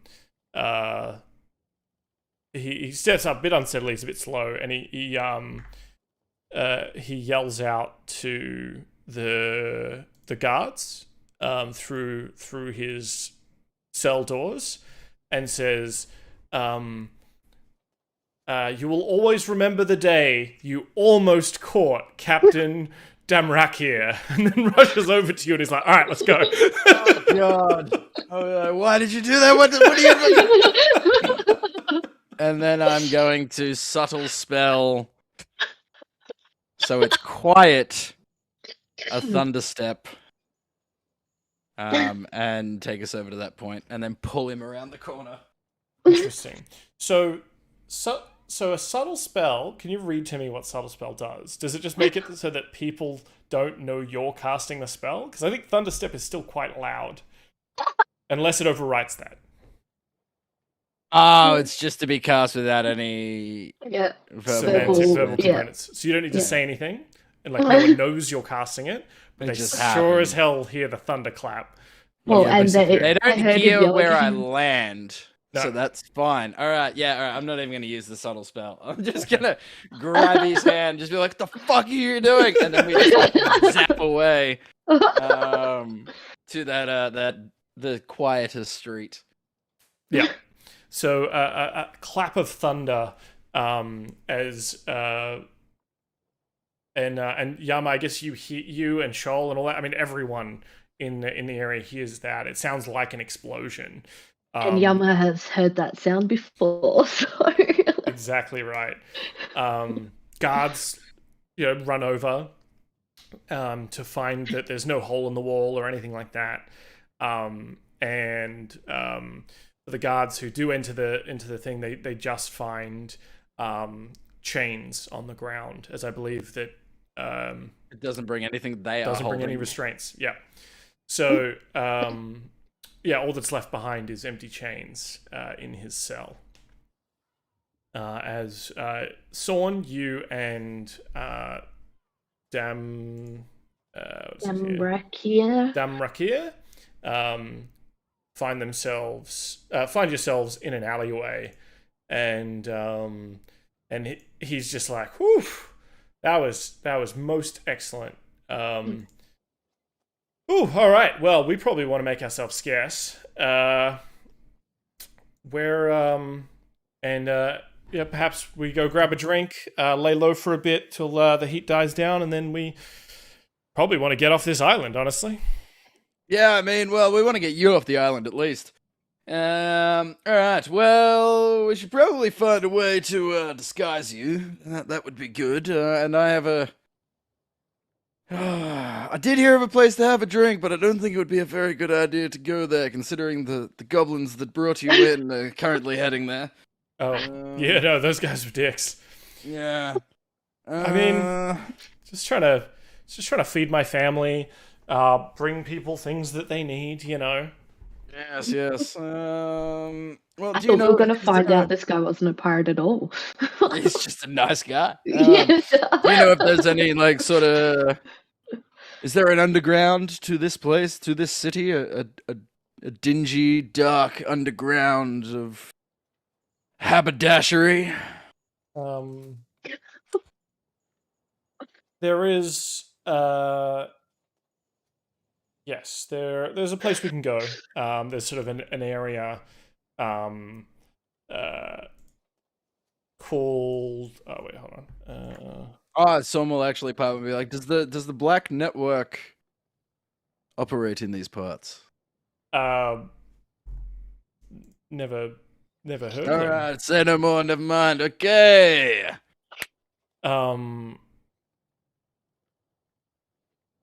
There's Actually, can I insight that and see if he's on the level? yeah. Give me Or a is he check. being extra cautious about revealing them? Never Oh, mind, no. it's in that one. I don't know shit. I mean, this guy would know. You know, this guy knows the place better than you do. That's true. He says, there's a place called wait, sorry.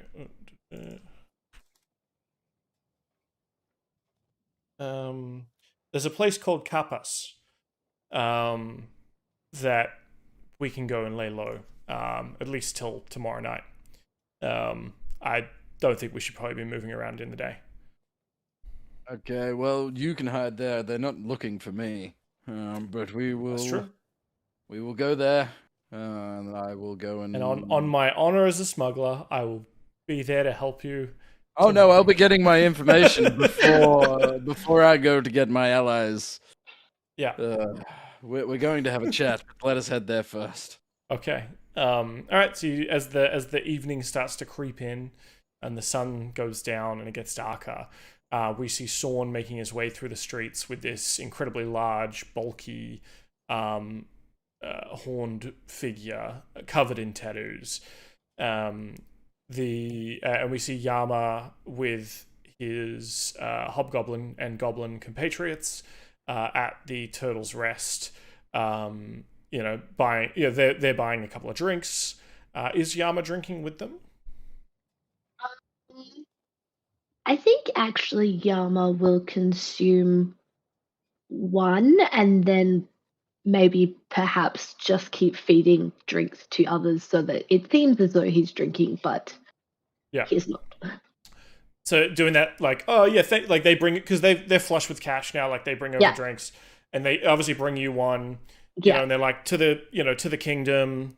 To this, to that. You know, every time they raise a drink, you're just like, oh yeah, and you kind of pretend to sit, put it down. And I'm sure the table's just like littered with glasses, so he probably just puts it down in front of somebody else and and every time one of them goes like, oh, is this one yours? You're like, no, that's yours. Mine's this one. It's like that. Almost I already drank it. It's almost it's like you pick up one of the empty ones. You're like, oh no, this one's mine. So it heads off into the night. And Sorn, you are led to the place that he calls the Capas, where it is sort of down the winding alleyways of the streets away from the main part of the docks and the main part of the thoroughfare into a more kind of built up area, which maybe actually makes you feel slightly more at home. The buildings are kind of a more of a lean-to. They kind of block out some of the sky. You no longer have that sort of open black star-spotted sky above you as you're led deep. Sorry? As it gets darker and there's a bit more cover from the buildings around, I'll take my glasses off and take full advantage of my my drow eyes. So you can see clearly, and this guy can seemingly see in the dark as well. Probably not to the same extent you can, but you see sort of more the not so nice side of town. The promenade was all fine silks and fashion and hot foods and things like that. Back here, you hear the sound of breaking glass, rowdiness, negotiable affection, and back alley dice games. As you're led to a seedier kind of bar, and I think that's probably where we'll end it for tonight. As we're in a good spot. Hell yeah! Sorn committed a prison break. We completely split the party. Yeah, we're in 3 different locations now. Absolutely. Technically 4, as there was something I needed Karu to do. In fact, I'll narrate that just before we get out. So I think Karu was probably in a different queue to the rest of you because he has papers to get through the line. And seeing as you two were sort of with him, can I just get perception checks from each of you to see if you spotted Karu? Because he is certainly one to kind of go off and do his own thing, I guess, even on the ship. Yama, the last you saw of him, he was chatting to another sort of blue-skinned elven person. But when you looked back, he was gone. Okay. Fascinating. It's nice knowing you. I guess we'll have to find him later. I totally thought that he was with the captain, so I'm sure that's going to be like how it plays out in Yama's mind is he's just going to be like, I thought he went back with the captain, so... Yeah. You saw maybe like in the queue before you got through customs. You lost each other in customs. You're like, oh, he must have gone back. Yeah. Well, Pauly's going to be like, I thought he was with you. And you're going to be like, I thought he was with you. But yeah, so that's it for this week on the Tats and Tarasques. I hope you all enjoyed the Verdant Beacon and the city of Verdant. Cool city. That was good. Yeah, and for everyone else who's still watching and obviously hanging out in the chat, especially Marcus and Fireworks, thank you very much for hanging out with us on a Monday night. And also, thanks for the bits and the extra guidance that is in the pool. I think one of the inspirations has been used up. Is that right? So you got one D20 inspiration left from all the subs, and you've got a D4 guidance in the pool as well for the future, thanks to the bits. Yeah, we'll be back next week, probably around 6:30 again, and hopefully we'll have a Pauly with us. But Katie, who plays Karu, is currently, I think, in Europe going to metal gigs, so they're not going to be joining us next week. Yeah, that's it from us. I'll see you later. Bye-bye. Bye.